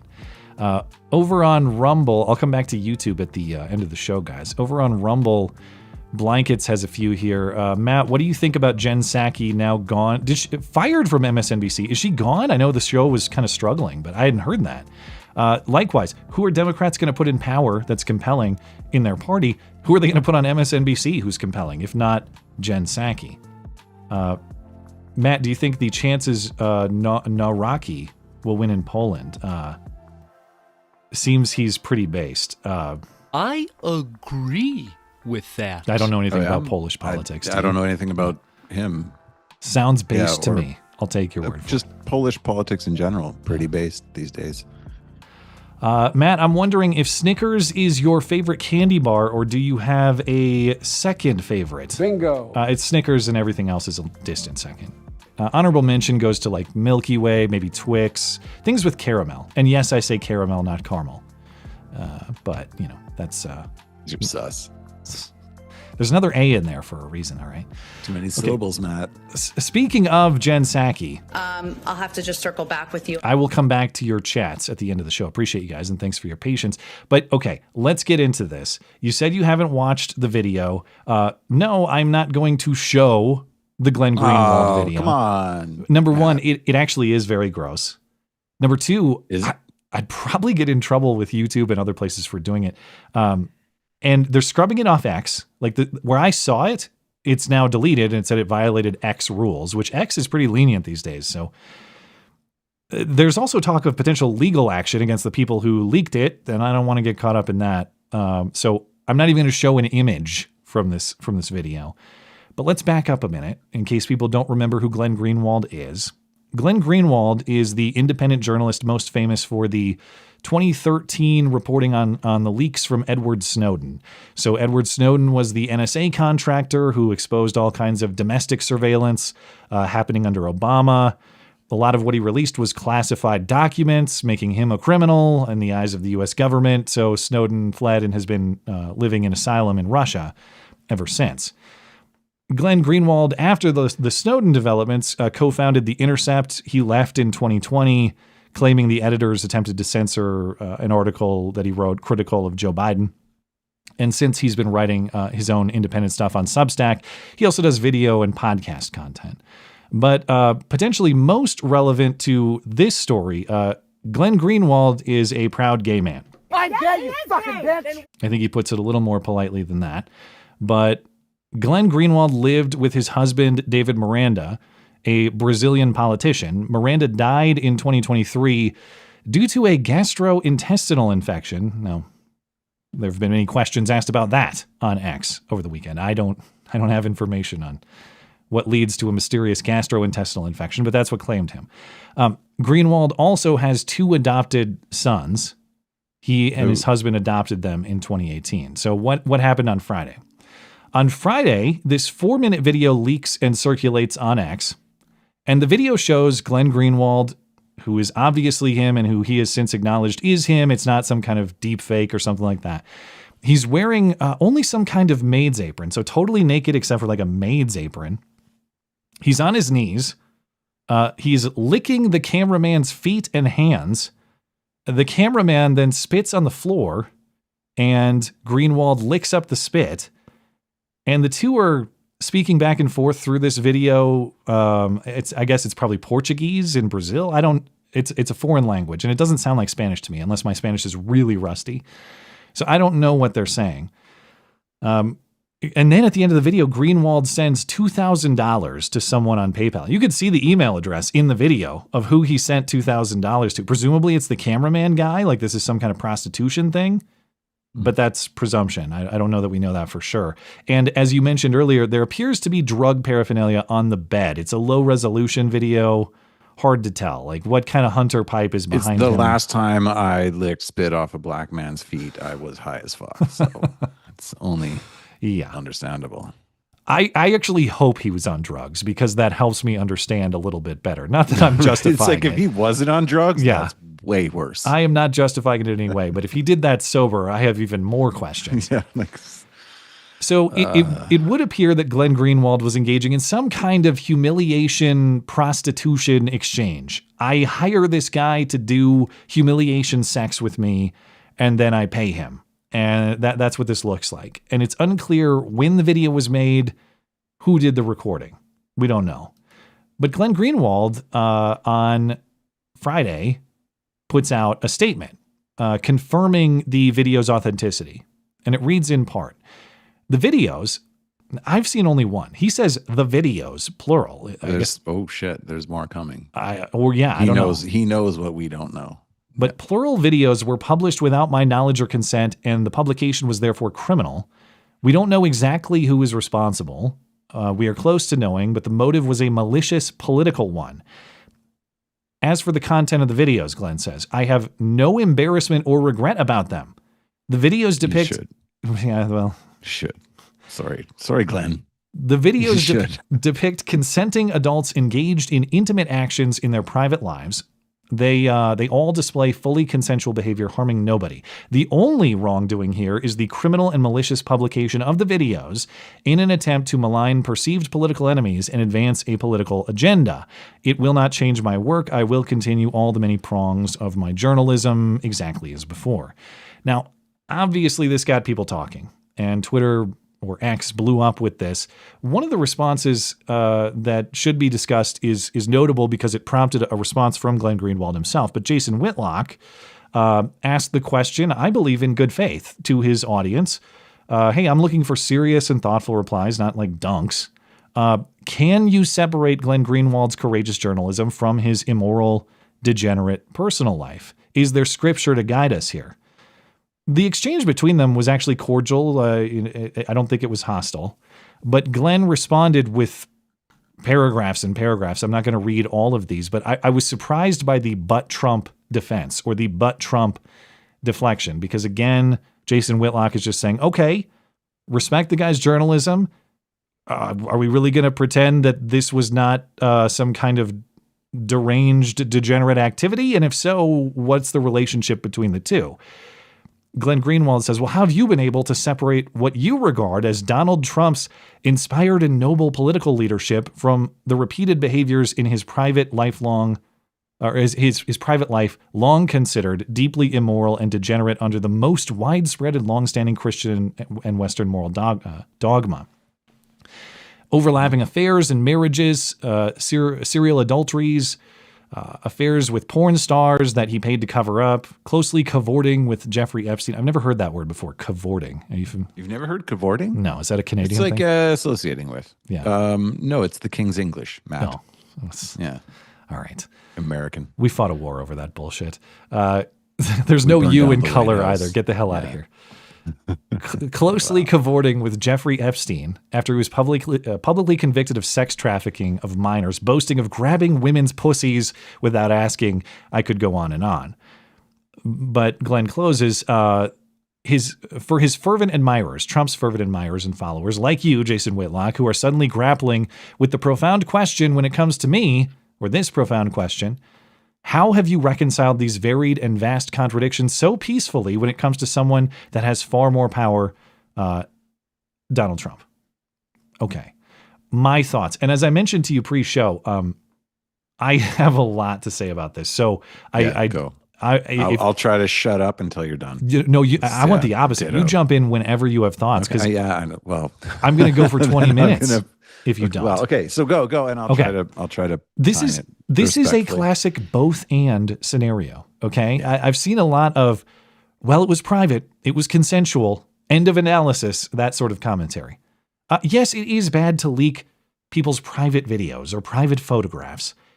And yes, the content of the videos can also be bad. And this is bad. Well, why is it bad if it's two consenting adults? Consent is not a synonym for moral. Yes, right. Consent is a component of morality. It is not the entire substance of morality. There are lots of immoral things you can do to yourself consensually, like drugs and alcohol abuse. Which consent is like that. Consent is that thing where if it's in the white or in the gray, like, okay, this is something that's not embarrassing or whatever, like having sex with someone. Yeah. Then consent can be the determining factor whether or not what side of the morality clause it falls on. But if it's licking spit off a prostitute high off your fucking, then consent is like so far down the list of things that matter in that situation. Speaking of distinctions that are difficult to draw, like Cory Booker and Elon Musk and their salutes, I've seen people doing insanely impressive mental gymnastics trying to explain why the Glenn Greenwald video and Hunter Biden videos are totally different things. I get it that Hunter left his laptop and there was a little bit of, there was negligence in the way that it came to be. The content of the video is very similar though. It's very similar behavior. And that behavior for Hunter Biden was condemned to the end of the earth. Rightfully. I'm not saying, well, that was consenting adults with Hunter Biden. Nothing wrong, nothing weird. That's just, bedroom behavior. I mean, Glenn's comparison to Trump is appropriate, I believe. Okay. And this is my thing because I've since Trump ran, I've been, I don't remember who said it, but I thought it was really wise when they were like, politics and morality are, they're blended, but they're not the same. They're a Venn diagram. You don't elect Trump to be your moral leader. You elect him because he might do the right things a politician should do, and politicians. You're hiring him for a job in the system that that all of us are kind of stuck with. You elect the guy who's probably going to do the best job. He's not your pastor. He's not your father. He's not your priest. He's not your moral leader. And Trump is a degenerate. I have no respect for him in terms of how he's lived his life. Yeah, he's done bad things. Glenn is 100% right. But Trump, also the reason that Trump was popular is because he never held himself up as a moral example. He was like, yeah, I'm a shithead.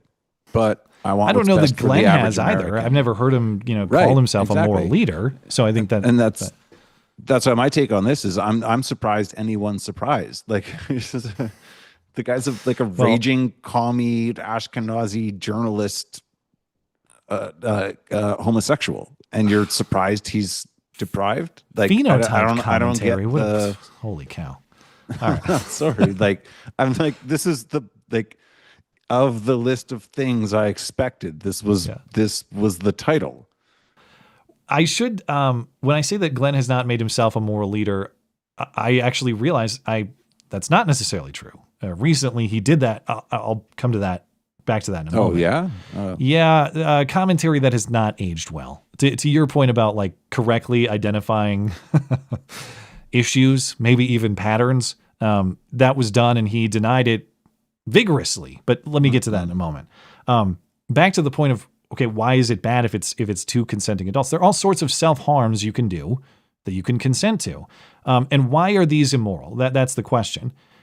They're immoral because they betray your purpose as a human being. If you accept the premise that God created you with a purpose, or even if you don't like the concept of God, you were put on this earth for a purpose, for a reason, then there is a moral obligation to pursue that purpose. To abandon it with mistreatment of yourself is therefore immoral.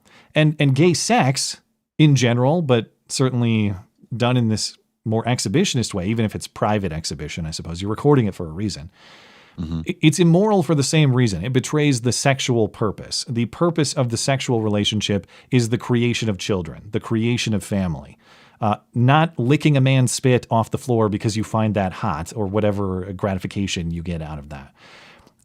Speaking of the parental role, though, when it's like, oh, no one was harmed here, no problem. Oh, are there victims here? Because there are kids at least tangentially involved.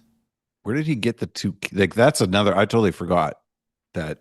This is the first time I heard it was when you just read that he's got two kids. He does. Yeah. They adopted. Is that for me? Like, I'm not a fan of the buying of people. I don't know what I don't know what the adoption circumstances were, how they were acquired, any of that.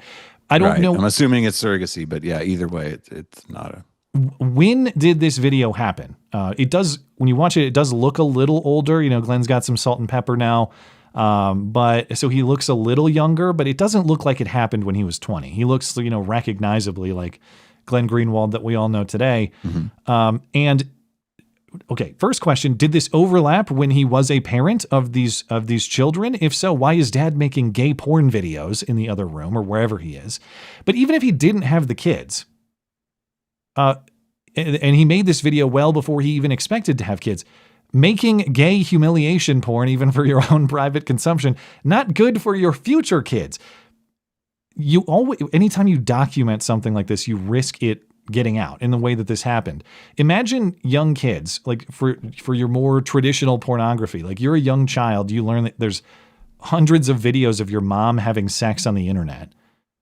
That is what happened with Glenn Greenwald here. Even if you didn't plan on it when you created that content, that is what happened, and it's because of your choices.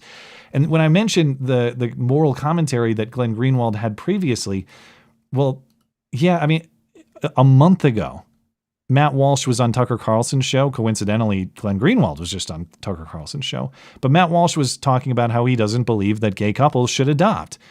And Glenn Greenwald went out of his way to say that Matt Walsh is morally deranged for having that opinion.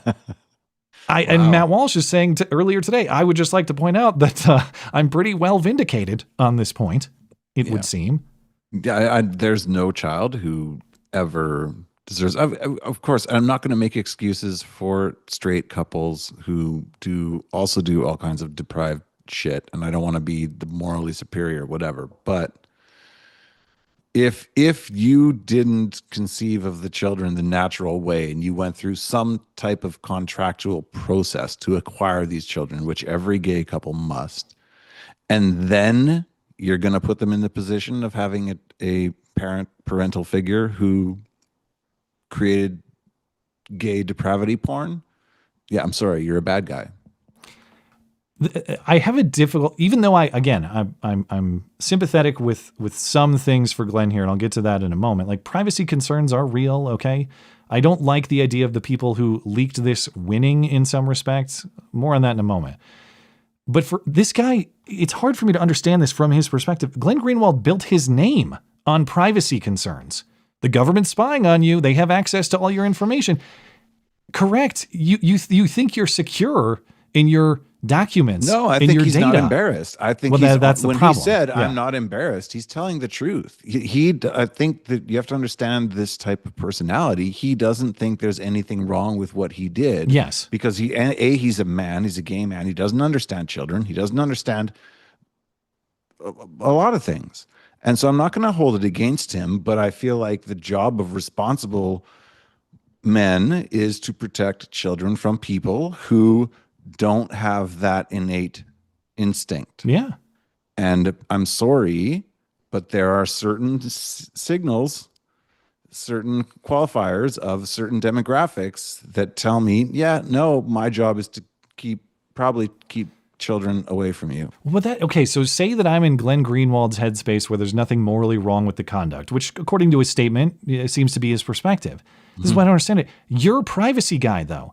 If you don't make that video for the sole reason that it could theoretically upload leak it to the cloud. Well, however it got out there, you made the video. There's nothing in the statement that says, hey, somehow a camera was placed in the private space where I engaged in this conduct. If it had been recorded without his consent, I would be much more understanding, even though I still don't support the conduct. But there's a much more significant privacy concern. Not that there's zero here, but the privacy concern is much more significant to me if that part is not consensual. This guy made the video willingly. And if you have privacy concerns, you never make that video in addition to the moral problems. But just like with the privacy thing, that is his name. Or that's why he's famous. You're not embarrassed by that type of conduct. But even if you are not embarrassed, I'm not embarrassed. If you just care about privacy, I'm not embarrassed, but it's my private material. You don't make that. Yeah, well then he shouldn't even be mad that someone published it. I mean, where's his OnlyFans? Right? Like I want some intellectual consistency here, Glenn. Glenn has a very popular Substack, so I'm sure he's doing just fine. But if there are consequences for this, is there a Substack? Yeah, there's a deep Substack. You're right. Yeah. How deep? Just one point of fact on Glenn's claim to, we know the motives are political and malicious. Well, I don't doubt that someone's like trying to get him for whatever reason, presumably. But he's saying we don't know who did this, but we do know the motive, and it was a malicious political one. If you don't know who did it, how do you know what their motives were? I don't understand that part of the statement at all. Mossad is mysterious. Well, that's the other theory, is that he's been Israel critical, and so all of this is just some kind of blackmail op where he was forced to do this. And apparently he retweeted they kidnapped this. him and made him. Yeah, well, that's good. Yeah. On the Trump point, you brought this up, and I think your points are fair. I don't necessarily disagree insofar as I think Trump has had moral failures, and I wouldn't point to him as the premier moral leader of our time. The problem is a lot of the but Trump points, number one, are debatable, but let's just say it's like the multiple marriages and some of the infidelity, which I think is the infidelity is well established, in fact, right? Saying you would date your daughter is it's always going to be creepy. Well, like calling into talk shows under a fake alias to promote yourself. Like trust me, the guy's got sins, like so many sins. The point is, like, I don't care. Is he in a position of power, and does he give a shit about the people that I give a shit about? Pointing to another guy and saying he did bad stuff too and you still like him, that does not excuse your bad stuff. In fact, it's an implied acknowledgement that the stuff you did is bad. The reasoning from Glenn Greenwald doesn't even make sense, because he's saying, well, look, Trump did bad stuff and you still like him. The logic follows, I also did bad stuff, but you don't like me. I guess instead it's I did nothing at all and there's no problem with this at all, but you still don't like me. So they're not even perfect analogs in his comparison here. But here's the thing about Trump too. Now, can Trump get away with a lot? Yes. Could Trump shoot a guy on Fifth Avenue like he famously said, and it would not change a lot of people's opinions? Perhaps. However, if a video Even if it was Melania's feet, you could probably get away with Melania's feet. But let's say it was the exact same video. It would be popular. No, it would not. Trump's political career would be over if he was wearing a maid's apron, licking a man's feet. Many of those people probably have AIDS. Licking Melania's feet. Melania's feet, I think he could get away with. A guy who we don't know who it is. Yeah, Trump being of the homosexual variety would be a career ender. So I hope. What it comes down to, it's not a demand that Glenn Greenwald be a perfect man, or that Glenn Greenwald is such a terrible person. We're all so much better than him. That's not the point I'm trying to make, and I think a lot of his critics are making. And I would consider myself someone who does appreciate his journalistic work. It was a major truth about the way the government operates. I'm talking about the Edward Snowden stuff that was tremendously valuable. Few have achieved the sort of breaking stories that he has. I can recognize his professional achievements and also recognize that this stuff is degenerate. It's not an ask that Glenn Greenwald be perfect. We all have our sins. We are all sinners. The ask is just a little bit of shame. And instead, he says in the statement, as you identify, I have no regret. I have no embarrassment. If he just said, hey, this video happened under circumstances I am not proud of, it's now out there. Instead, the statement is, no, this is fine. And it's implied that I actually kind of like this. Like, this is my private behavior and I like, nothing's going to change. I did nothing wrong here. Just a little bit of humility. Just a little bit of acknowledging how at least weird this is. Maybe even acknowledging like, hey, just so you know, the children were not involved in any way. Maybe clear that up a little bit. They're not in the other room. Yeah, that's my thing. Because I'm like, again, if two married Christian, I have a saying that I tell people, all the liberals, all the time. I said, listen, I'm a very love whoever you want. I don't care if you're gay. I don't care if you do whatever. Love is love, freedom, everything. I 100% support that, as long as you're in a lifelong committed relationship with a member of the opposite sex for the purpose of raising well-rounded children. Yeah, well, it gets back to the fundamental principle of what is the purpose of the sexual relationship. Now, I'll take your point that I suppose if we grant the legitimacy of the homosexual relationship, that is the proper target at which it should be aimed. But the problem is it is physiologically incapable of achieving that end, right? Which is the point that you're making. The children have to be acquired rather than created, and that establishes its own moral problems. Well, so that's what I was going to get to, is that if there was a couple that fit the definition I just gave, and they were doing whatever craziest shit they could possibly come up with, I couldn't condemn them as long as I knew that the children were safe and not involved in any way. In this circumstance, because this falls outside of the parameters that I've set up for what I believe is a healthy relationship, I can't guarantee anything. So I can't, even though my liberal-ish instincts are to forgive him any condemnation. What about I don't feel safe doing that. What about please tell us the kids are okay, right? Glenn. Exactly. Please tell us. You're burning in hell either way, brother. So I just want to know those kids are safe. Okay. Now, as much as that sounds like I'm just being hatefully homophobic, okay, I guess you got me. This actually, sincerely speaking, is not about. It's not about hate. It's not about. I don't hope that Glenn Greenwald suffers. I want his family to do well. I want Glenn Greenwald to do well. I hope he improves. I hope he moves beyond. I want him to come to Christ, but I want those kids to be safe from, of course, whatever kind of damage this is going to cause them, and it will. I want healthiness for everybody, and Glenn Greenwald is someone who's produced work I admire. I hope health and prosperity for him too. This is not the path to health and prosperity. If you watch that video and you think, I don't know, seems just as healthy as anything else I've ever seen, you are insane. Anybody who says out there, well, straight people have their kink too. That's not that. You have never worn a maid outfit and licked another person's spit off the floor and licked don't say that. The vast majority of us have never. You don't know. Okay. You never know. Okay. Until the problem is the motivation is generally lacking. Yeah, and the problem is if you want it's not just Glenn, it's anybody. I want improvement for myself. Okay. I want to be the best man I can be for my own health, for my family's health. It's not, oh, Glenn sucks, I'm awesome. No, I'm a flawed man too. I hope that I can improve and become a better version of myself every day. But until Glenn recognizes that this behavior is wrong, he's not going to turn. You have to call out wrong behavior as wrong, or else the behavior is never corrected, and it goes on a destructive course. But I want to come back to Jason Whitlock's point, because the thing I've seen from a lot of people responding to this is, well, yeah, degenerate, weird, whatever. Doesn't change my opinion of his work, though. Doesn't it at least a little bit? And I don't mean to say that, like, oh, everything he did with Snowden doesn't count anymore, or that Edward Snowden, or that if Glenn Greenwald posts an article tomorrow, it's automatically false. That's not what I mean. It just means that if the reporting is coming from a person who at his core believes this sort of behavior is just fine, maybe even good, can you really trust the morality or the reasoning that he's applying to the journalism? Again, not to say Glenn Greenwald will never do good work again. You should.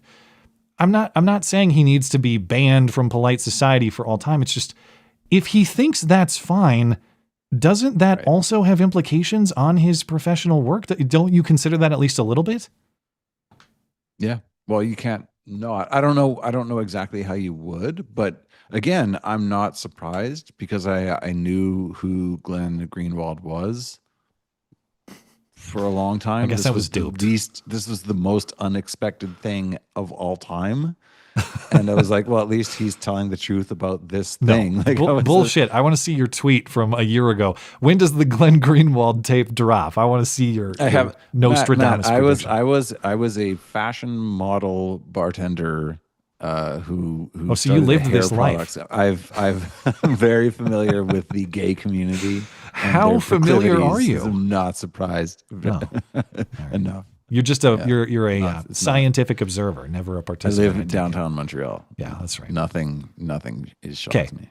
Again, like I said, and I have if this was a man and a wife, and I have no problem with it. My only concern is a gay couple with kids. That's the only thing that gets me.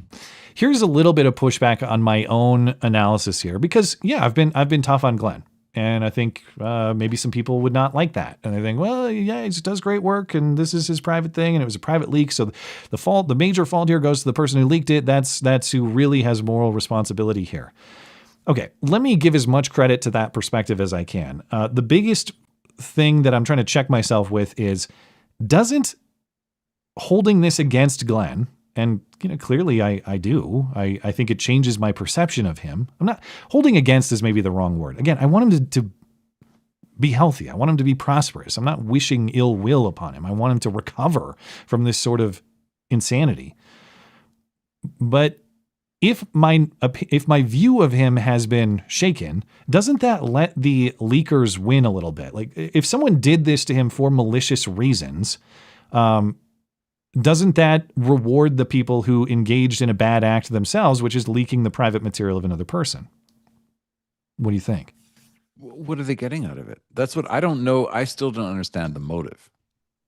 He's saying just politics. I guess they don't like that he views X or Y. So do you think it was the Israelis?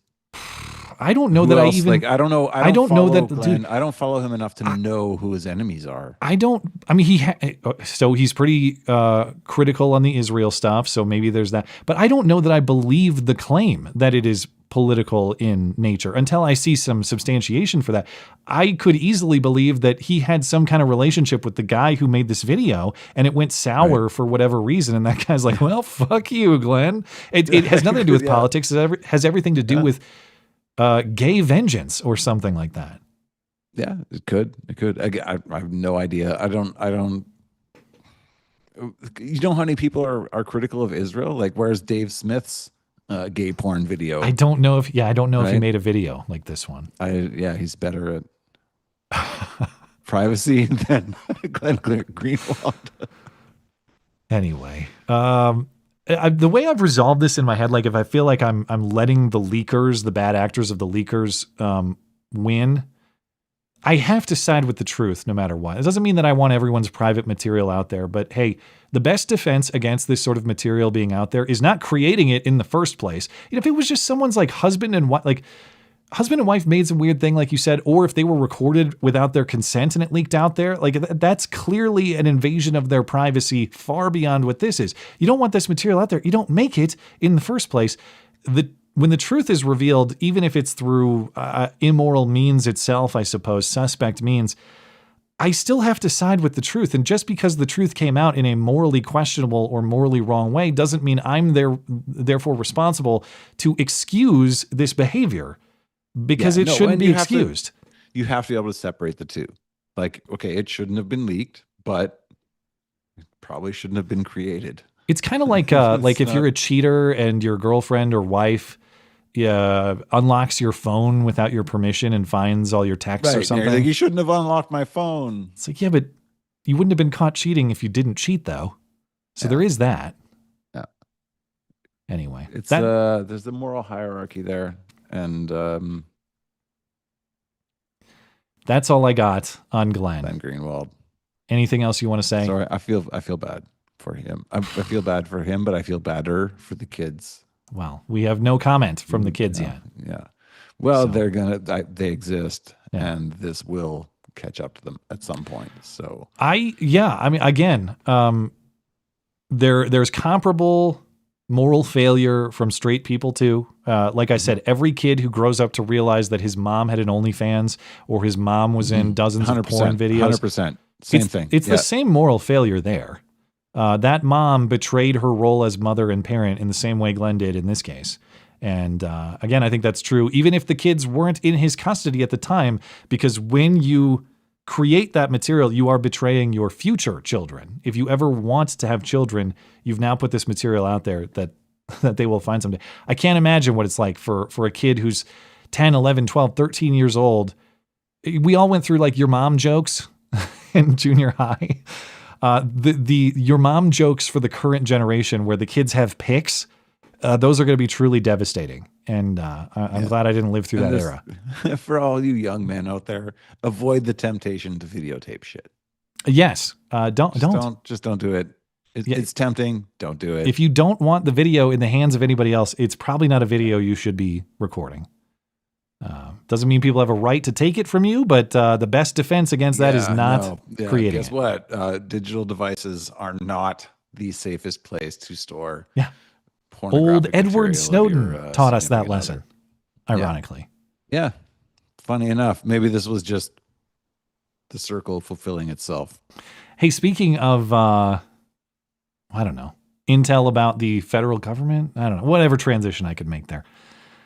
New FBI. Speaking of illicit videos of important political figures. Thank you for bailing me. Tied to the Mossad. Yes. The Mossad. How could I? All right. I'm clearly like tired. 50,000 connections here. My brain is fading fast. It's late. Almost at Joe Biden levels of empty, but not quite. New FBI Deputy Director Dan Bongino appeared on Fox News for an interview this week and offered more big promises of forthcoming Epstein documents, kind of Pam Bondi style. And I like Dan, okay? I'm not trying to take shots. I'm glad that he is in power at the FBI, certainly preferable to who was there before. I just really hope he doesn't end up becoming a victim to the Bondi effect, over-promising and under-delivering big talk and then a whole lot of nothing. Now, Bongino caused some controversy recently because he said in another interview that he believes Jeffrey Epstein killed himself in prison in 2019. In other words, he accepts the government-stated description of events or the conventional wisdom. But he said during that interview he's seen the file, it's conclusive. Well, he has another interview he did this week on Fox News. He said there's video that shows not the suicide itself, but the fact that only Epstein was there in the cell at the time that he died, and soon we're all going to see this video, actually. There is video. That is something the public does not. There's video of him killing himself. No, not the actual act, but the entire MCC Bay, it was only one camera.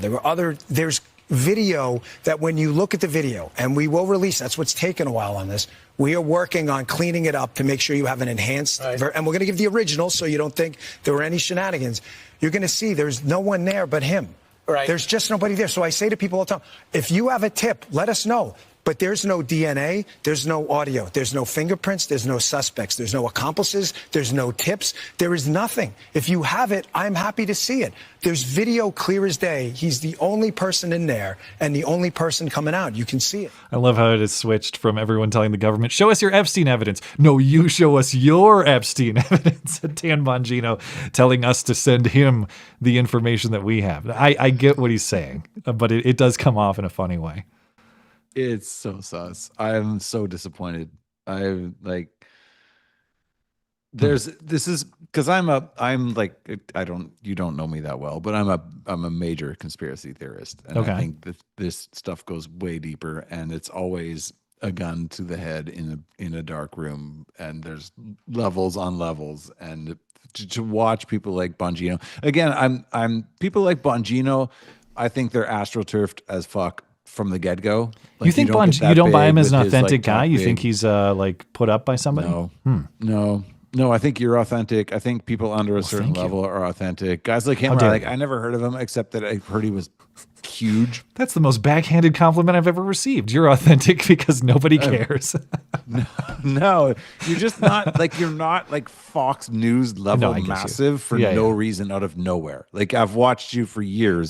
Busting your ass and earning your cred. Well, thank you. But Dan built it too. I mean, Dan built his name on the Russiagate stuff and did a lot of good work. Built his name, or just came out of nowhere and suddenly had millions of dollars. All right, you've convinced me. He's enough for somebody. I'm sus about anyone like him. And I never watched his show. I don't know the guy, so hate me if you want. But my knowledge of him is very little, except that just these massive guys out of nowhere because they were a Navy SEAL or whatever. Like half the he was Secret Service. Whatever. Don't defame him in that way.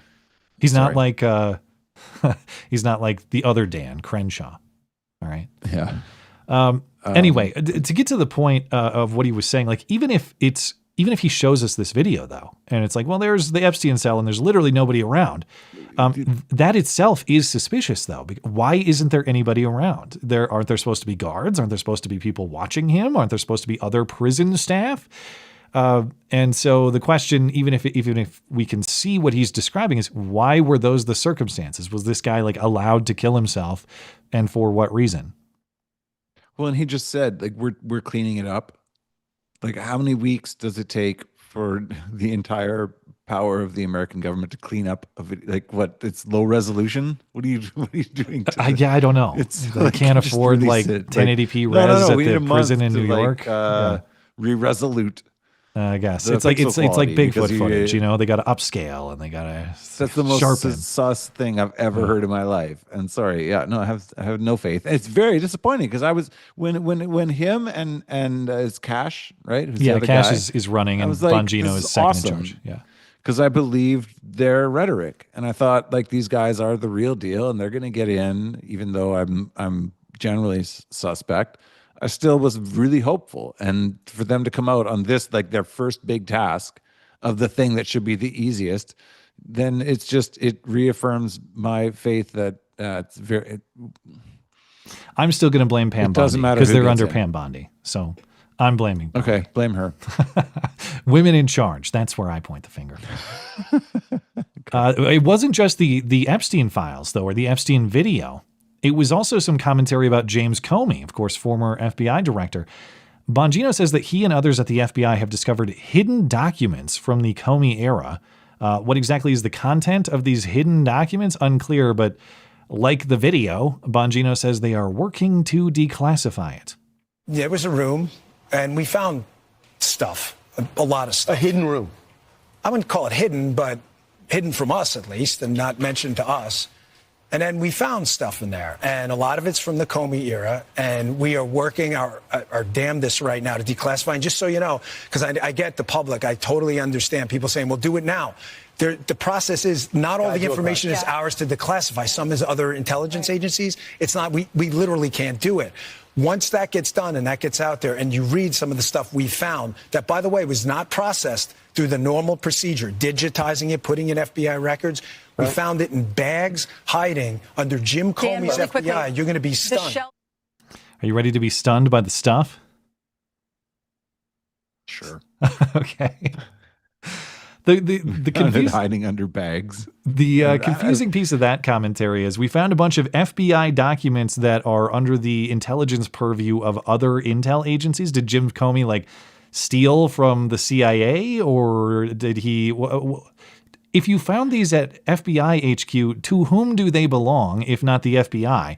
And the other problem is, no matter who's in charge, like I said, Bongino, Kash Patel at the FBI, all these people, they're all under the DOJ. And the DOJ is under Pam Bondi, and Pam Bondi so far is the biggest overpromiser and underdeliverer. So for all I know, Dan Bongino could be telling the absolute truth, and this gets put into the big truck of Epstein files that's still at Pam Bondi's DOJ that they're going through diligently for weeks and weeks and weeks that we'll never see.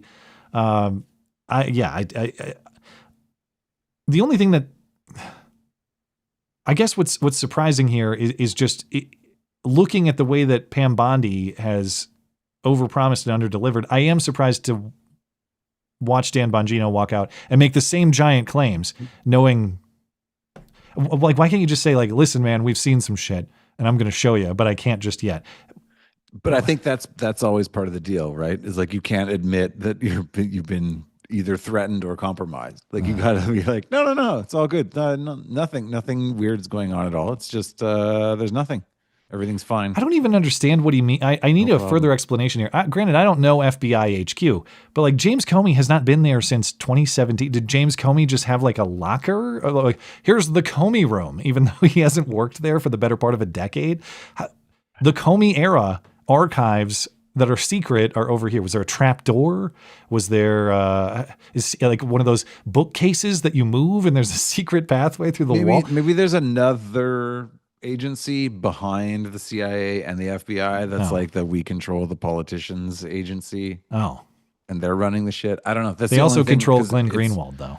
It's all, I'm sorry to be kind of a doomer about this, but I'm not surprised. This is par for the course. They get in and they're like, oh, guess what?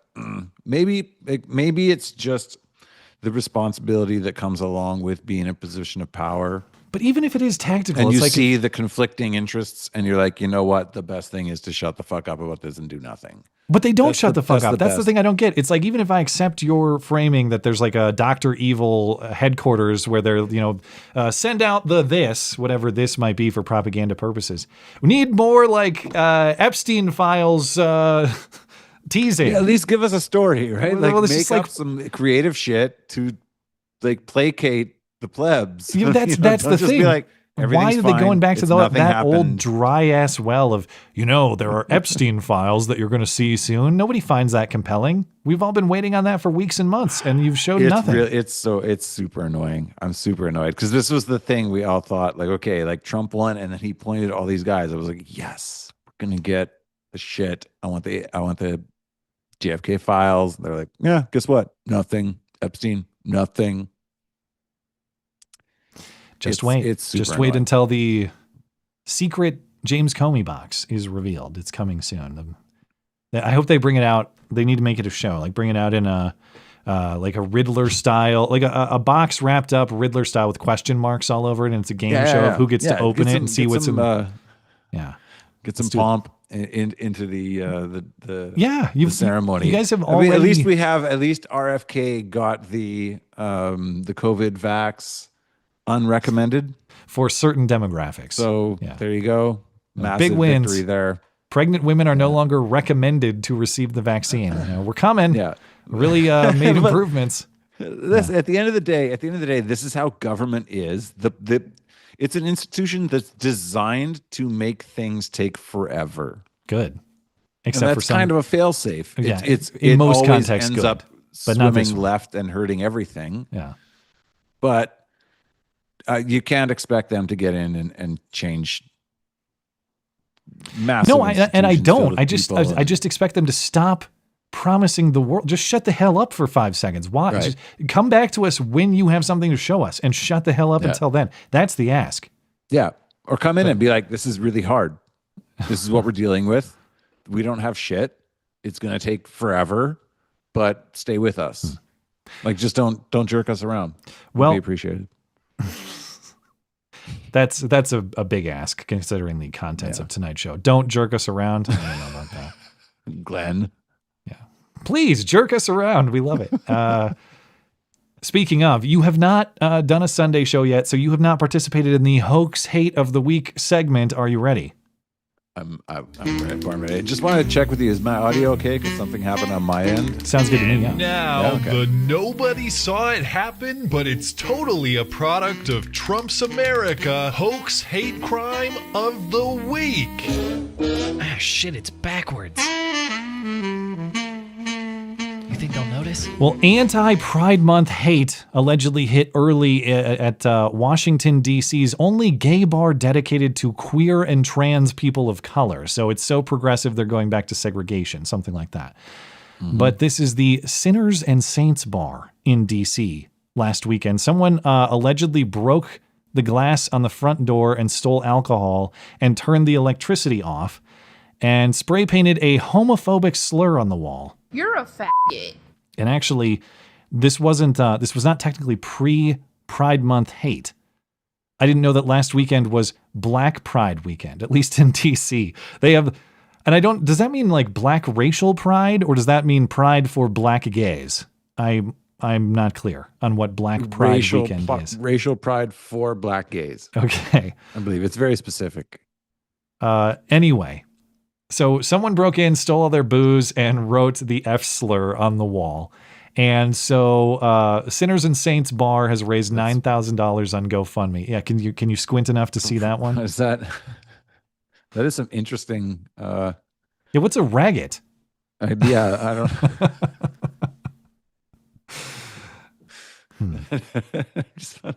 Speaking of faggoty, the way they wrote those G's. I guarantee that's been in the back of the stall for like 18 years. They say it's just on the wall.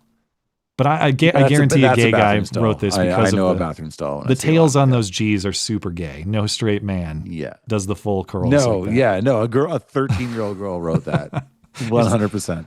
Anyway, according to this GoFundMe, wow, a serendipitous silver lining. Due to the overwhelming response, we will be raising our fundraising goal. Once we've repaired the physical damage, additional funds will go toward expanding our QT BIPOC. So I think queer and trans people of color. What's BI in this context? Biracial. What's the acronym? QT bi? BIPOC is like Black. BIPOC is indigenous people of color. I think something like that. Yeah. So QT must be queer and trans, I think. Yeah, queer, trans. They're going to install a new security camera system and increase the presence of their security team to ensure that Sinners and Saints remains a safe, vibrant, and defiant sanctuary for all. Well, I mean, this was kind of... that on the wall is pretty defiant. Why don't you just keep that up to... leave that there to maintain the vibe of the establishment, you know? It's just I don't think it can really be counted as a hate crime against anyone but raggots. Raggots need representation too. But yeah, how amazing. And then this happened right before Pride Month. All this free advertising in the paper and everybody being supportive with donations. Wow, just how convenient. But I don't know if you caught last Sunday's stream, but I went through a painfully long segment discussing the WNBA. And if you didn't hear that, good for you. That's probably you know, like the Glenn Greenwald video. You shouldn't consume that sort of content. Better off. See, I make my own immoral material too. I discussed the NBA for like 20 minutes last weekend. On meth? I don't even have the crack pipe to give an excuse. Yeah. Indiana Fever. I'll be quick just because there's a follow-up. Indiana Fever star Caitlin Clark, who is white, fouled. This is an update to the hoax hate in the WNBA from last weekend. Caitlin Clark, the Fever player who's white, fouled Chicago Sky player Angel Reese, who's black and hates Caitlin Clark. So Reese freaked out after the foul. Then the WNBA covered for Reese, saying, well, someone called her a slur in the crowd. Someone said it. But Caitlin Clark didn't hear it. The coach of the Sky, Angel Reese's team, didn't hear it. There's no video of anybody saying this, no audio. The WNBA has now completed its investigation, and indeed, they were unable to verify the hateful fan comments toward Angel Reese. The statement reads, "We have investigated the report of racist fan behavior in the vicinity of the court during the May 17th, 2025 Chicago Sky at Indiana Fever game. Based on information gathered to date, including from relevant fans, team, and arena staff, as well as audio and video review of the game, we have not substantiated it. The WNBA is committed to fostering a safe and inclusive environment for everyone, blah, blah, blah." So, to recap, oh, your mic is muted if you're talking. Plug that back in. Is it better? I still have nothing coming off you, so, all right, you're going to have to signal there? me. Am I back? Oh, there we go, yeah. Okay. Sorry, I've been having weird audio. Oh. Is it okay? Yeah, it sounds good now. But to recap, the WNBA is spending money they don't have because they're subsidized by the NBA to remain in operation. They're spending money they don't have to investigate things they made up to piss off fans of the only player they have that actually interests anybody even a little, Caitlin Clark. Caitlin Clark got hurt and is not playing now. Their ticket sales in games involving her, at least, dropped like 70%. So this is classic. Just like Pam Bondi, this is proof. If you want women to successfully lead an operation, it doesn't work. Who reported the non-hate, non-crime, non-incident? It appears the WNBA themselves made it up to cover for Angel Reese's freakout. Yeah, at least as far as I understand. Yeah, that's because I'm like, where's the victim? Where's the? This is just like a Glenn Greenwald video. There is no victim. Anyway, wow, that's disputable. Yeah. Another update in a story I've discussed recently. A few months back, this happened in March. I was discussing the story of this Muslim high school student in Charlotte, North Carolina. She said she was beaten viciously for being Muslim. And remember, this is the case with this like weird white Muslim guy who's the family spokesman and has all sorts of crazy things to say. The kids involved. So you have a Muslim girl and they're both 15. Muslim girl and a boy who go to the school, allegedly anti-Islamic beating that she claimed. They're not identified in any of the reporting because they're both 15. But we did find out through subsequent reporting that the boy who was accused of beating this girl up because he hates Muslims, he's black. So this wasn't even like an an evil white male thing. But what never made sense about the story from the start was they were claiming that it was like clearly an unprovoked beating of this girl. The school immediately suspended both students. Now, if it was clearly like a boy kicking a girl's ass, why would the girl also be suspended? That doesn't make any sense, unless the school just hates women or something like that. If the supposed victim was actually the aggressor, though, that would explain it. And in the initial reporting, yeah, you saw that. Like a lot of reporting, you got to scroll down all the way to the bottom to find the relevant information. In the disclaimer. Some rumors suggest she may have hit the boy first, and the white Muslim guy was like, "Well, I can't confirm or deny that, but I can say that if a girl punches me, I'm not going to beat her halfway to death." So the beating was too severe. He wasn't even denying. Wait, so the Muslim is a white guy? Yeah, but the assailant is a black girl. No. She looks like Middle Eastern or something. I don't know. I don't know what her ethnic. This is the person that's on the screen right now is the Muslim. He's like their spokesman, the family spokesman. And then the Muslim girl is like, I don't know, some kind of Middle Eastern potentially. And then the guy who allegedly attacked her is a black kid. Okay. But what also didn't make sense about the story is that the Muslim girl originally said that he had called her. Where is it? There's a stark lack of. I'm surprised this made the news with so few white people involved. They were. What is the news? They almost kind of implied that it was because they said originally that this boy called her the N-word and told her to go back to her country, but that was before they revealed that he's actually black. So okay. Anyway, the boy's family. Confused. The boy's family later came out and said, no, the story you were told is wrong. She harassed him. She verbally accosted him. she hit him first, and then, after she hit him, he kicked her ass. Fuck around and find out. So she learned about feminist lies the hard way, it sounds like. But so much enrichment. I'm just glad we get to experience all of this really straightforward. Then the FBI investigated because the family came out and their spokesman, their white Muslim guy spokesman, I don't know if it was him who said it or maybe it was a community activist. I can't remember. But the group representing this girl demanded an FBI investigation. This was clearly a hate crime. Well, the FBI came in and they found no evidence of a hate crime. That was weeks or months ago. So even the FBI is like, I don't think so. Okay, well, the development now is that the boy's family is suing the girl who accused him and her family and members of her community, presumably the weird white Muslim spokesman guy too. Here's some local reporting on the lawsuit.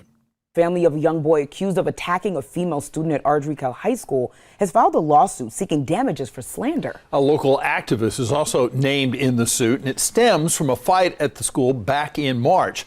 Representatives for the girl claim the boy called her racial slurs and physically attacked her, leaving her with serious injuries. The boy's family claims the girl hit him first and that she has given several different versions of the story to the public. The lawsuit claims race, culture, or religion had nothing to do with the fight. The FBI was tapped to investigate the incident. It found no evidence of a hate crime. Jibril Huff, a spokesperson for the girl's family, is named in the lawsuit. In a statement, he said, in part, to have this lawsuit filed is a further attack on this family and their young daughter and a further attempt to make her attacker the victim. It's a hate lawsuit. It's an Islamophobic lawsuit now. Like, I'm still trying to figure out what the fuck happened and why so many resources are being dedicated to this absolute bullshit. She talked some shit and hit him, and he kicked her ass.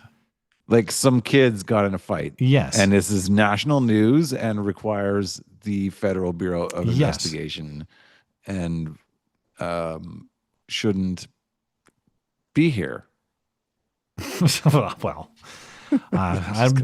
maybe she's going to get one of those student deportations very soon. Who knows? Yes. All right. I think you heard the discussion we had earlier about whether or not Cory Booker, in fact, saluted Hitler. So I'm not going to go over the facts again, but do you have any Cory Booker opinions on his supposed sieg heil before California Democrats over the weekend? Thought someone was throwing a basketball. All right. It's clear. Well, he is a basketball American. He was just trying to engage in his he's like, cultural activity. Score a point, 3-pointer. That's it. Now, what is funny is Newsweek reached out to Cory Booker to clarify, like, are you doing a Nazi salute? You know, like everybody said Elon Musk did. And because I'm sorry, but they did that unironically because everyone knows that's retarded, right? And that it was retarded for them to say that's what Musk was doing, and then because they're covering for themselves, they have to reach out to. I think they did it because Elon Musk. Oh, were you doing a Nazi salute when you waved at the crowd? Like, at what point do they have some shame? I think they're doing it because Elon Musk himself said on X something to the effect of, while Cory Booker did the Nazi salute. There you go. So the statement from the spokesperson for Cory Booker reads, Cory Booker was obviously just waving to the crowd. Anyone who claims his wave is the same as Elon Musk's gesture is operating in bad faith. The differences between the two are obvious. Or they're obvious to anyone without an agenda. And that's the thing. They're not saying like, okay, no, these are not Nazi salutes. Like, that's dumb. They're saying clearly his was it to Elon and ours was not. Nothing similar about them whatsoever. It's not calling waving Nazis. That's not bad faith. Comparing the two, that's bad faith. How dare you? It is striking how similar they are. It's heart out. They're identical. You know? Yeah. Yeah. But one of them is white and one of them is not. I guess. Yeah. And so Nazi, not a Nazi. Well, there you go. You've cracked the code. Yeah. The differences between the two are so obvious to anyone without an agenda. The statement reads, and I thought, I guess I have an agenda because they're not obvious to me. You must explain the differences. No, because you're a Nazi. I had to go to. If you think they're not totally different, Nazi. I guess. So I had to consult, the wisest man on the internet, Keith Olbermann, who is still a great follow on X for exactly these reasons. And this is what I was talking about earlier. He says with absolute sincerity, Nazi salute requires that the fingers be held together. So Cory Booker's fingers were loose and Elon Musk's were tightly held together. Now, the thing is, I can't even tell from this photo provided by Keith Olbermann. The angle is such that I can't see the spaces between his fingers. He could, if I go like this, you can't tell how closely spaced my fingers are or not. You need to see this side or this side. No, see, Matt, what you don't understand is that these former expert epidemiologists are also Roman salute expert. Got it. Aficionados, and they know the like not Nazi. What if you do the Star Trek thing? What if you do that? If you sieg heil with the I don't know Star Trek. Who's the guy that does that symbol? With That's Spock. Okay. What if he extends his arm? Is that Nazi? Okay. Wait, what color is he? He's like kind of gray, isn't he? I mean, I think the actor's white, but isn't he like decolorized? Yeah, he's super Klingon. white then, I guess. But is he a black Klingon? No, he's not one of those like I don't know, whatever those wrinkly like beast looking black guys are in Star Trek. He's not one of those. No, those are the wait, I know this. I have no idea what any of them are. Worf. What are they called, guys? Where's the Matt? Do you have the chat open? Come on, chat. You got to know. That's a big game, man. We don't do Star Trek or anything. No, Klingons. Yeah, those are the Klingons. Oh. Spock is a different thing, I think. I don't know. I'm too old for this. Oh, how about, is it Vulcan? Is that a thing? Is it the V? Spock is a Vulcan. See, I do know. Weird, wrinkly guys are Klingons. So that's what the V is for. The V is for Vulcan. Yeah. But it's actually, I heard it was actually a weird Hasidic Jewish thing that he saw in something. No, I'm not. And they just took it from. Lying. Yeah. He said, I saw some guys with mattresses digging holes. Making weird V-shapes. And they had this cool hand sign. It's like, yes, okay. Star Trek. All right. As a reminder, and I did look through these, and this list on X looks to be correct. All these other these outlets did have reporting, at least questioning what Elon Musk was doing with his alleged sieg heil in January. New York Times, CNN, Washington Post, MSNBC, NPR, USA Today, Reuters, Axios, ABC News. As far as I've seen, none of them have reporting questioning what Cory Booker was doing over the weekend. And lastly, you've already dropped it many times because you are now authorized. I'm surprised they let you say it in Canada, but I saw this on X over the weekend. A tweet, something to the effect of, the word retarded is now air quotes back per CNN. And I thought it was a joke, but it's a real headline. It's a real headline over the weekend. Amazing. The R word is back. Thank you, everyone, for all of our hard work. How a slur became renormalized. Yes. And of course, I want to hear what CNN Nature is healing. Commentator Scotty Andrew has to say about how the R word is back, but you got to scroll through the disclaimer from the editor about language in this article that may be harmful or hurtful. Stop being such a pussy. So the article says that Joe Rogan, on his April 10th episode, I didn't hear this, but I'm sure it's there. He said he was laughing and saying, yes, the word retarded is back, and it's probably because of podcasts like Joe Rogan's. They've brought the word back. And amazing. A few months earlier, Elon Musk, when he wasn't saluting Hitler, this was before he saluted Hitler, he used the word retarded on X, talking to a Finnish researcher who called Musk the largest spreader of disinformation in human history. Wow. And when Elon Musk tweeted the R word, there's a Montclair State University professor who found that use of the R word, use of the word retarded, doubled on X after Elon Musk said it. There were 312,000 mentions of the word retarded in the subsequent hours and days. This is a professor of communication at New Jersey University, apparently. Oh well. Yeah. Better take him seriously then. Also, Kanye did it. Kanye said that Jay-Z and Beyonce's twins are retarded, but he deleted the tweet. So Kanye has contributed when he's not heiling Hitler also. And I'm surprised there wasn't like a 1,000-word preamble about how it means to slow down and the there history is of there the is word. Oh, okay. There's how it became a slur and history of usage. You can't just like look at all jump this right into people are using this insane word. But why are they using the word? That's where we need the academic analysis. It's not enough just accurate. The empirical right, exactly. The empirical measurement of the numerical frequency is one piece of the analysis. But why? Why are they doing this? This is where we need the intellectuals as well. The people who are so smart that they are retarded. That sort of person.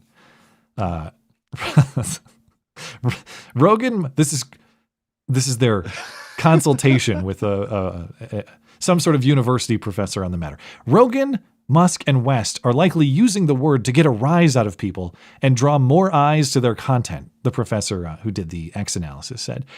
But by using a term that has historically been used to disparage and diminish people with disabilities, they're renormalizing the slur among followers and fans who interact with their posts. Now, alternative... Can I stop you there? I hate that so much. No, it wasn't used to disparage them. It was used as the word for that when it was the word for that. And then when it was no longer the word for that, it was used to disparage people who resembled that. Like they're just that's misinformation. That's not correct. It's not even historically correct, bro. Yeah, no one ever was like, you fucking retard to a mentally disabled person. They called retarded people retarded, and they called mentally disabled people retarded when that was the correct term. And then the terms changed. Like idiot was a specific term for someone within a certain IQ thing that was right, and then it moved on. Moron, and now we're like, idiot, now those were all part idiot of that. Yeah, categorization. Yeah, but you're right with your alternative theory for the use, regardless of historical origin. Now, could it be that they are being mean and hurtful and not sensitive, or could it be that people are just being increasingly retarded? Bingo. Yeah. That's also an explanation for why the word is on the rise. No, retardation. This is why leftists hate words that accurately describe things. They're like, these professors, you're not allowed to use that. Where is the graph? Because my analysis says that there's a perfect 1-to-1 correlation between societal retardation and use of the word retarded to describe it. I question their methods in their analysis. I'll do my own. Yeah. But this also has massive implications for society. It's not just the why question. It's where are we headed? And that's CNN needs professorial consultation on that topic too. The resurgence of the R word is symptomatic of a graver problem: the apparent death of empathy. This, according to an associate professor at American University, Adrian Massinari, who has studied how the far right uses tech to grow its influence. Yes, they talk on the internet, just like everybody else does. What you're seeing now, people's masks are off. This is not just misunderstanding, but the mischaracterization and demonization of our communities. The use of that kind of language is signaling a shift, a desire to push the envelope. Welcome to the internet, lady. Did you play Xbox Live, Modern Warfare 2 back in the late 2000s? The internet. Welcome to grade 3. Like, fuck people. I'm sorry. Like, these people. Another alternative theory. It's not that people are becoming meaner. It's that we're becoming softer. To your point, people said this a long time ago. I got called retarded when I was in grade school, and I called people retarded when I was in grade school. And I got called retarded whenever I was retarded. And I was like, I should not be retarded, and then I won't get called that. It's crazy. There is a further discussion of social danger. There's a very real danger in becoming the sort of society that can't tolerate words, because if we're afraid of words and we think words do meaningful damage, how in the hell are we supposed to confront the actual problems that we face? It's a luxury, historically speaking. You want to talk about the history of the use of this word. You call someone retarded back in the 1800s, like, I don't give a shit. I have to fight a bear later. I have to build a farm from scratch. You can call me whatever you want. I got more important things to worry about. That when they called someone retarded in the 1800s, they were like, I can't answer that because I'm actually retarded. Yes, master, they said back then. Anyway. with a slur, yeah. But I'm not. Go ahead. Yeah. With a speech impediment. I mean, I'm trying to be politically correct here. Yes, massa. Is that what you're trying to say? Okay. Yes, massa. Most astoundingly, this article actually does not even blame the most obvious person responsible. All these words about the history of the retarded word and what it means and where we're headed by using it. You know what doesn't come up here? I'm gonna search it one more time just to be sure. There's no mention in the body of the article the word Trump. They don't blame Trump for this, which is not only out of character, it's unfair, and it's contextually inaccurate because it totally ignores the executive order that Trump announced. Go ahead. Can someone in the chat ask Grok if Trump has ever used the word retard? Yes. Okay, Trump put out an executive order in January to this effect. Trump gave us permission. Today, I am signing an executive order making it legal to call your friends fags and retards if they are doing something faggy or retarded. Fags and retards, ladies and gentlemen. We've got to start calling our friends this again. And we will. We're going to call them fags and retards again. Now, I still have to censor the F slur, but we're on Matt, you're a faggot retard. Thank you. You're welcome. It's an AI creation. Of course, but no, I thought that was 100% authentic. Well, they'll slap like false information tags on you if you try to present it as real. But yeah, making America great again means being funny again, and it means restoring a sticks and stones culture, a sticks and stones philosophy that understands that words are words. And when words hurt you, guess what? You can always walk away from words. Words on the internet are even easier to avoid. You can close your laptop. You can put down your phone. You can go outside. I'm not saying like it's cool to be mean for the sake of mean, but like if we can't handle words, we can't handle things that matter. So like deal with it, retard. What about the retards? Stop being a retarded faggot and grow up. Thinking about them, yeah. There's such an irony here. Offensive. It's like it's perfect. You need to grow up to understand. You need to grow up, you retarded faggot. Yeah, guess what the perfect word for people offended by the word retard is? Yeah, exactly. Yeah. There is a word for that. But it's so funny how they themselves are juvenile in their inability to accept or comprehend a juvenile term. I don't know how to describe that, but I guess they view everybody else as immature. No, this is why I stand 100% by my assertion that they are offended by its accuracy. It could be. That's what they take offense to. They're like, no, that perfectly describes me and you're not allowed to. That's why. It's much more, the motives are much more, see, I just thought everyone was a giant pussy. You're saying they're more malicious in there. No, they're retards. Yeah, oh, okay. Yeah.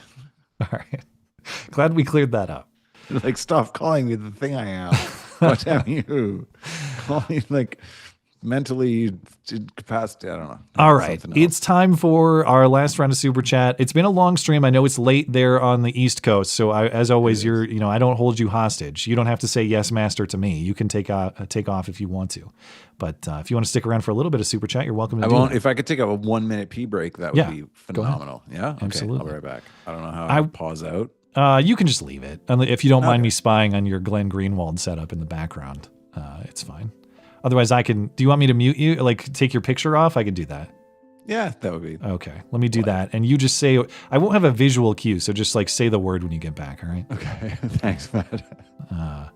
We'll take him. Well, what can I do? I don't have a visual prep for this. Let's put this back up. Oh, I'm not supposed to put that back up. Here we go. I'll just take him off that way. All right. Or better yet, I'm stupid. I'm retarded. How about I just take his frame off? We'll do it that way. Where did I leave off on YouTube? Okay, Honest Joe Biden. That's right. So let's get back to YouTube. Stooge McDuck. Not only is Bono full of crap, he's the biggest piece of crap.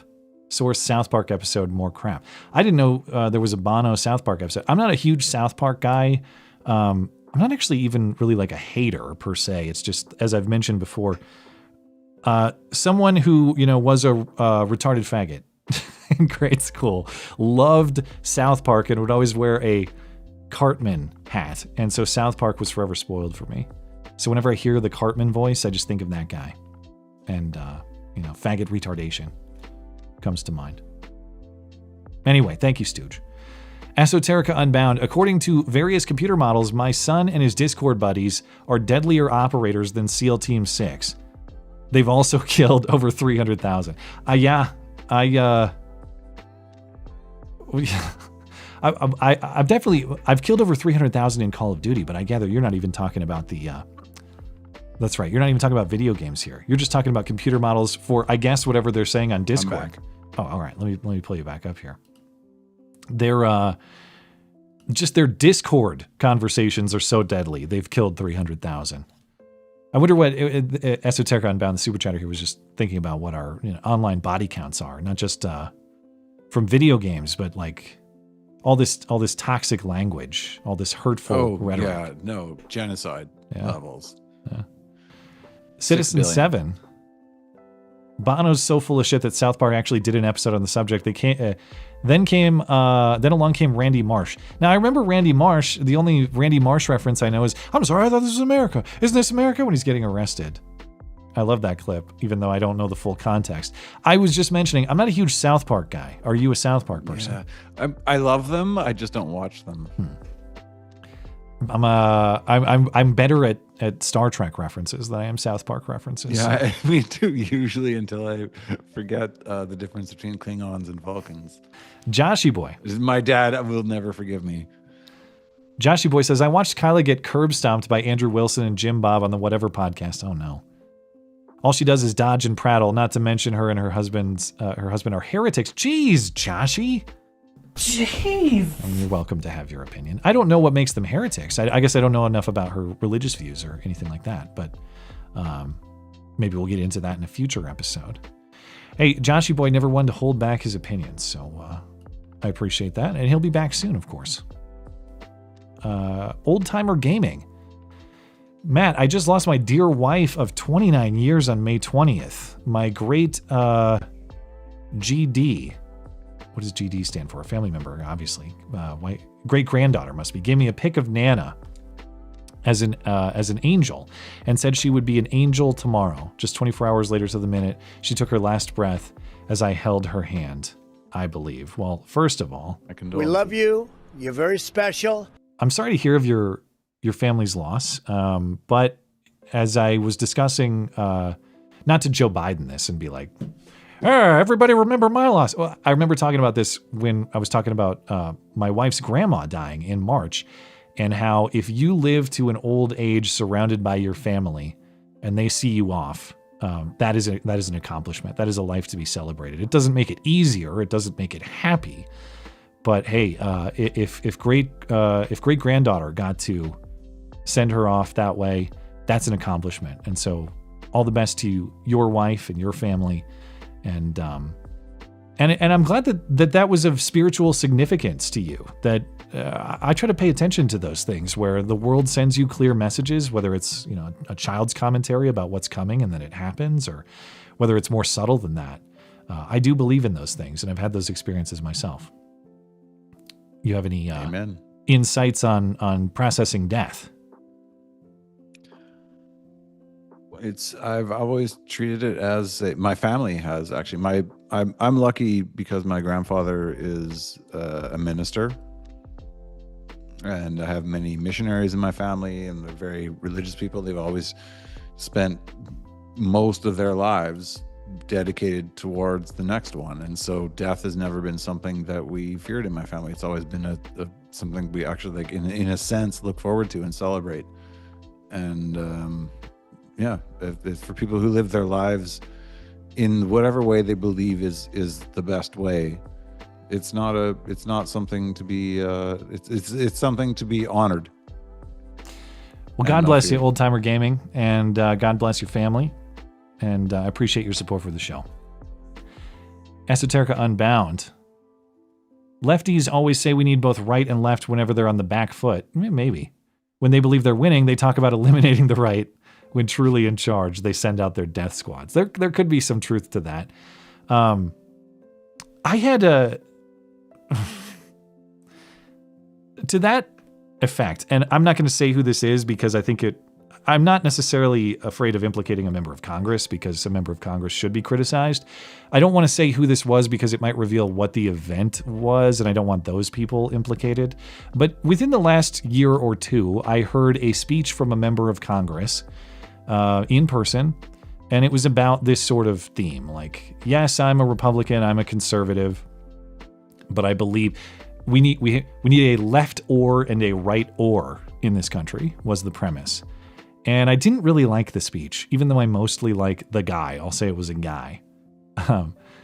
But I didn't like the speech because this person constantly, and I believe correctly, just rails against the flaws in left-wing philosophy. Not just the flaws, but the dangers. And then says we need both. And then he's getting up there and telling me like, well, they are a bunch of dirty commies, but we do need dirty commies helping to row the boat. Because after all, if they don't row the boat, we'll just spin in circles. I thought like, I get that you want to be... My problem with it was not about being held to account. Like, I agree with Kyla insofar as even if you believe your views are 100% correct, you want the challenge to them so that they remain sharp and that you understand the counterpoints.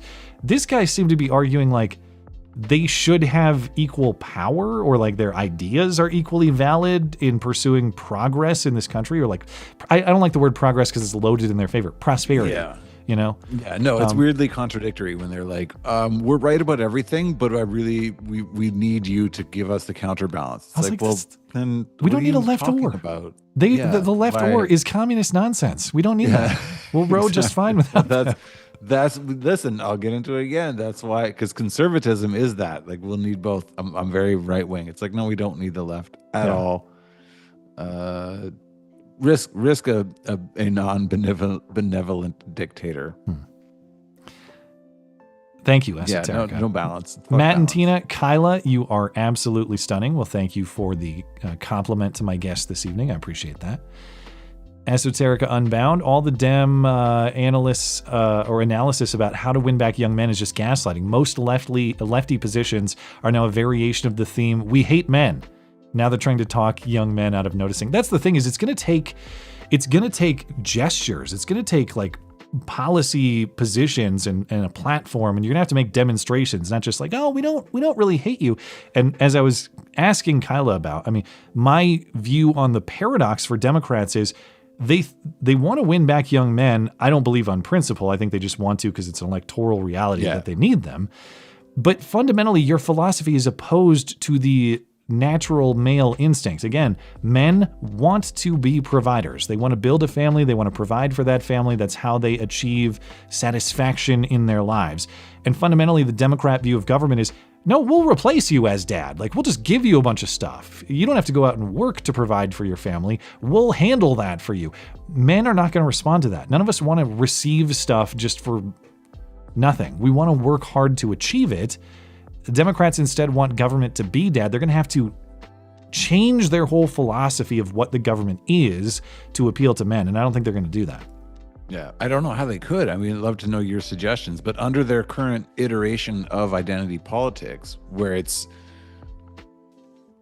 literally against everything that men would be. Well, right? yeah, the thing is feminism and minorities and weakness and propping those up. They're ousting David Hogg for being a man, effectively. The allegation is like he was a man who rigged the election in favor of men so that women couldn't win.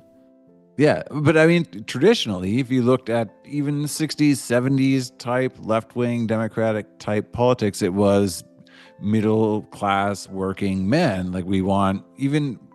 I hate unions. I was in a union. I was part of the CAW, which is one of the biggest unions in North America.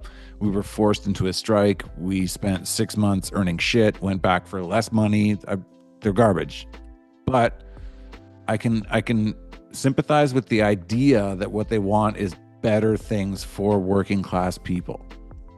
And I can sympathize with a left that wanted that same thing.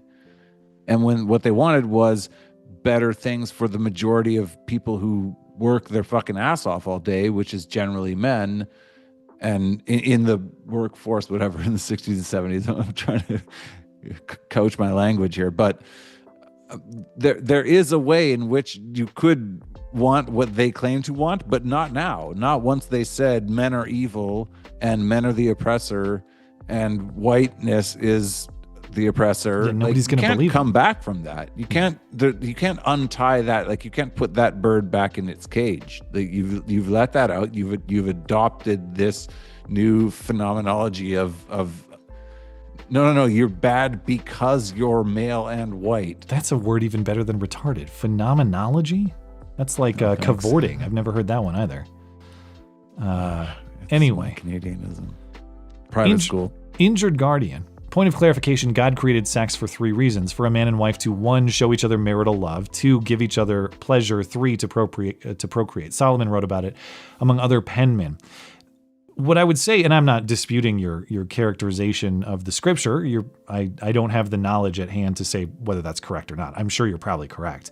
What I would say is the moral distinction between the relationship between man and woman is the creation of children. That's why the love that exists between them is distinct from other forms of love that you might have for a friend, that you might have for a family member who's not your spouse, that sort of thing.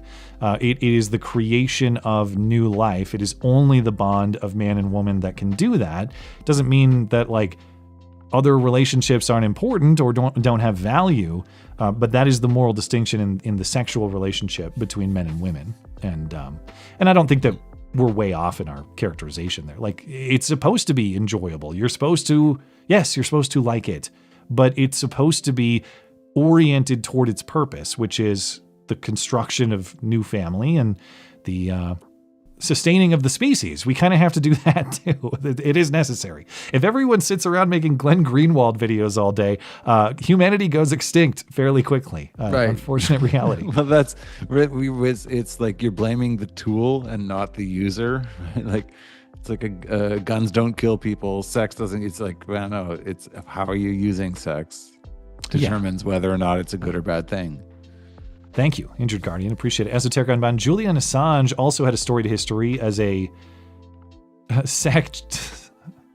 Oh, I see. He's getting. I love when they get around YouTube censorship. I'm like, what the hell? It says sexual degenerate. Sexual degenerate. Are you noticing a pattern here? Oh boy. Now you're trying to get me in trouble. No pattern at all. I knew nothing about Mr. Greenwald until I saw the porno. That Indian is going to get you sometime soon. Matt, I knew this was coming. Matt and I once made love. Oh boy. He dressed in a maid's outfit and he sent me $2,000 on PayPal.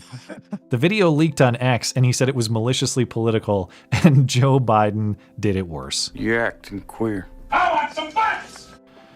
And they have just if I can jump in there, because I don't know if you're paying attention to this debate between woke right and non-woke right. Not really. I don't get Lindsay's and everybody. I don't really get it, to be honest. Basically, from the best I can decipher, it's anyone who isn't pro-Israel is woke right. Okay. Or if you're slightly white identitarian. If you're like, you know what? Because again, I was telling you before the show, my wife is Israeli, but based Israeli, and I'm so you are Mossad in that way. You are Mossad. Yes, I am Mossad. You're the guy who released the video because you control Glenn Greenwald. All right. Yes, exactly. But there's the contradiction, right? It's like, oh, okay, well, why do Israelis get to be nationalist and racial identitarian, but it's bad for everybody else? Mm-hmm. And I happen to be fortunate enough to know a lot of Jews who are based and nationalist and identitarian and don't hold it against white Americans if they decide to be the same. And the divide between whatever right wing liberals, which is the James Lindsay crew, and everyone they're calling woke right, is kind of everyone who's like, well, why don't we get to be the same as the Israelis and want to be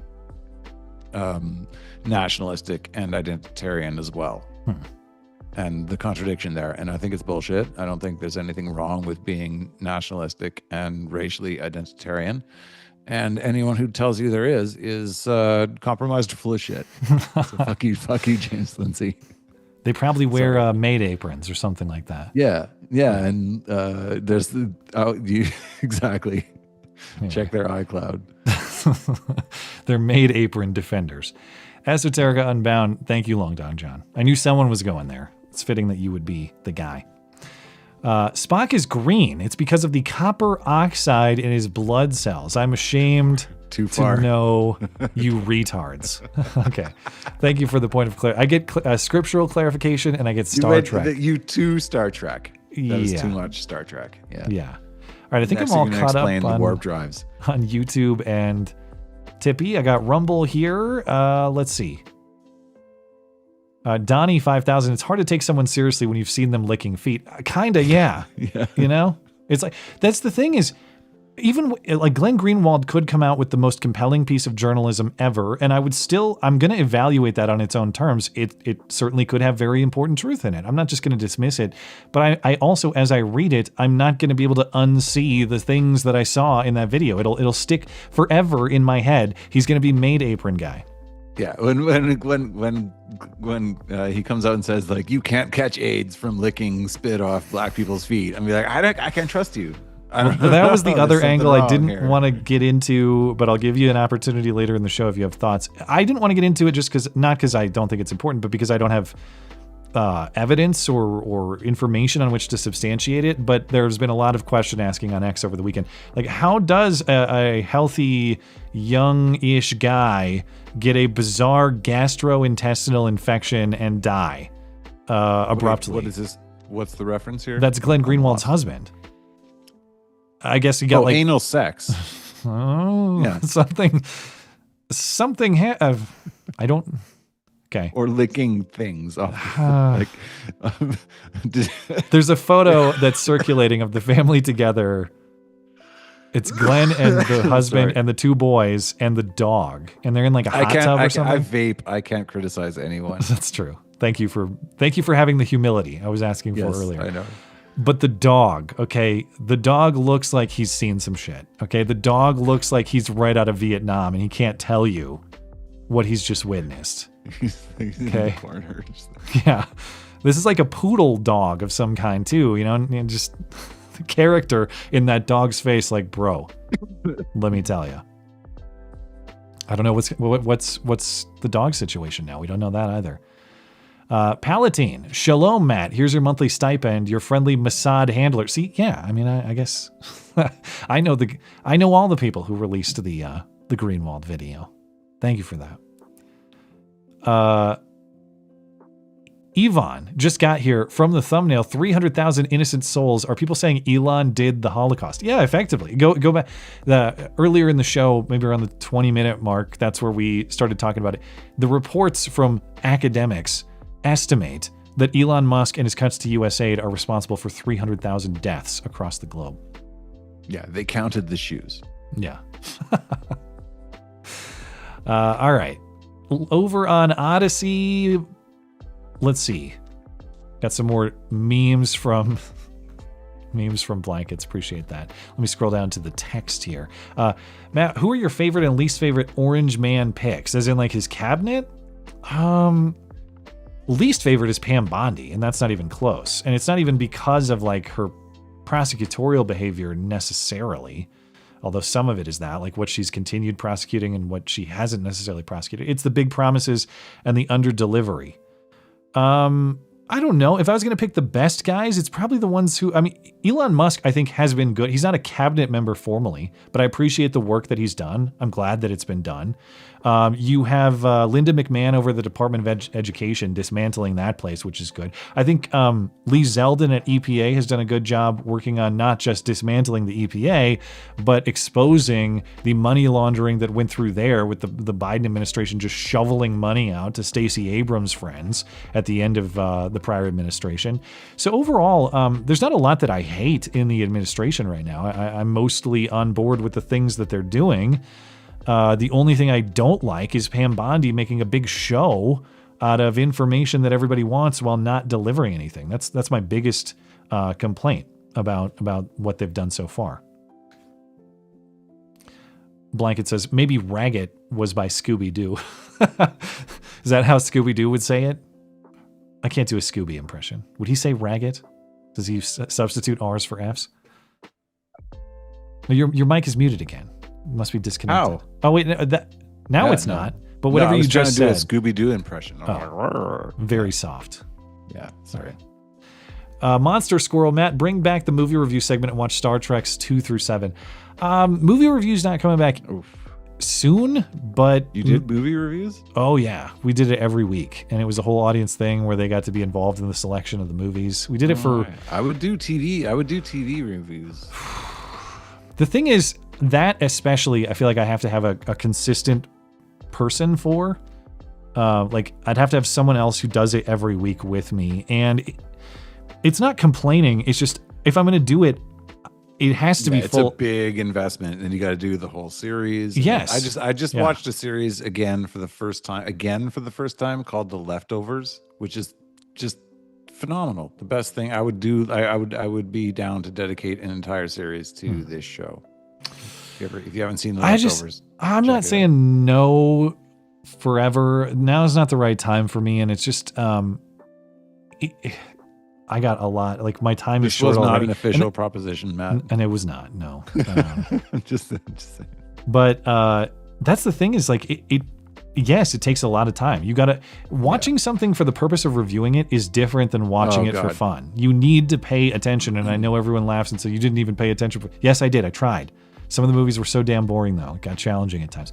So if you commit to like attentively watching all of that and then writing up a whole thing, discussing it, like you're talking about in the context of a movie, probably like a 5-hour commitment per week for me, which is, I'm not complaining about the workload. I love doing what I do, but I have to question like, what is the wisest use of my time for that 5 hours? Yeah, no, it's not worth it. It's not right now, given the changes in my professional situation, given the fact that we got another baby on the way in a few months, like need to find. No, but just given what you do on YouTube, like that's not, if you were gonna have a video review channel where it's a totally different algorithm and you're gonna get a million views, actually, if I was gonna do it, views because of the name in the tag. Maybe you're right that if I was gonna do it, I should just separate it out, like as its own thing on a different, like it's a entirely separate thing that has nothing to do with my political content.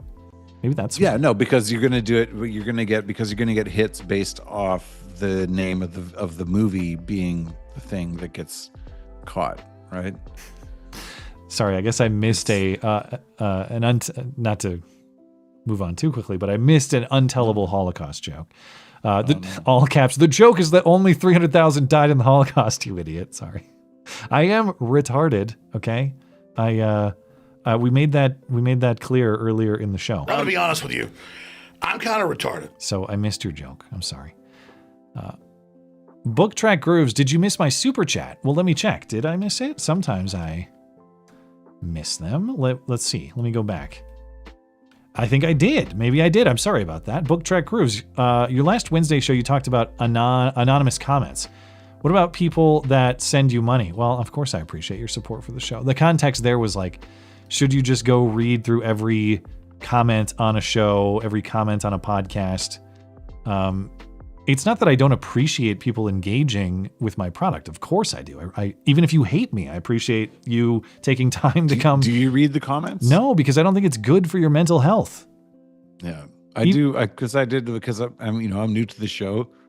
So my first 2 appearances, I would go back and be like, oh, I checked the comments, and they were really positive. I was very nice. Oh wow, that's so nice. It was like, oh hey, good guess. I was like, thanks. And that's the thing. Nice, especially when you're in a new environment. When it's my show, I generally avoid them because I'm like, I don't want to get stuck in the weeds. I don't give a shit.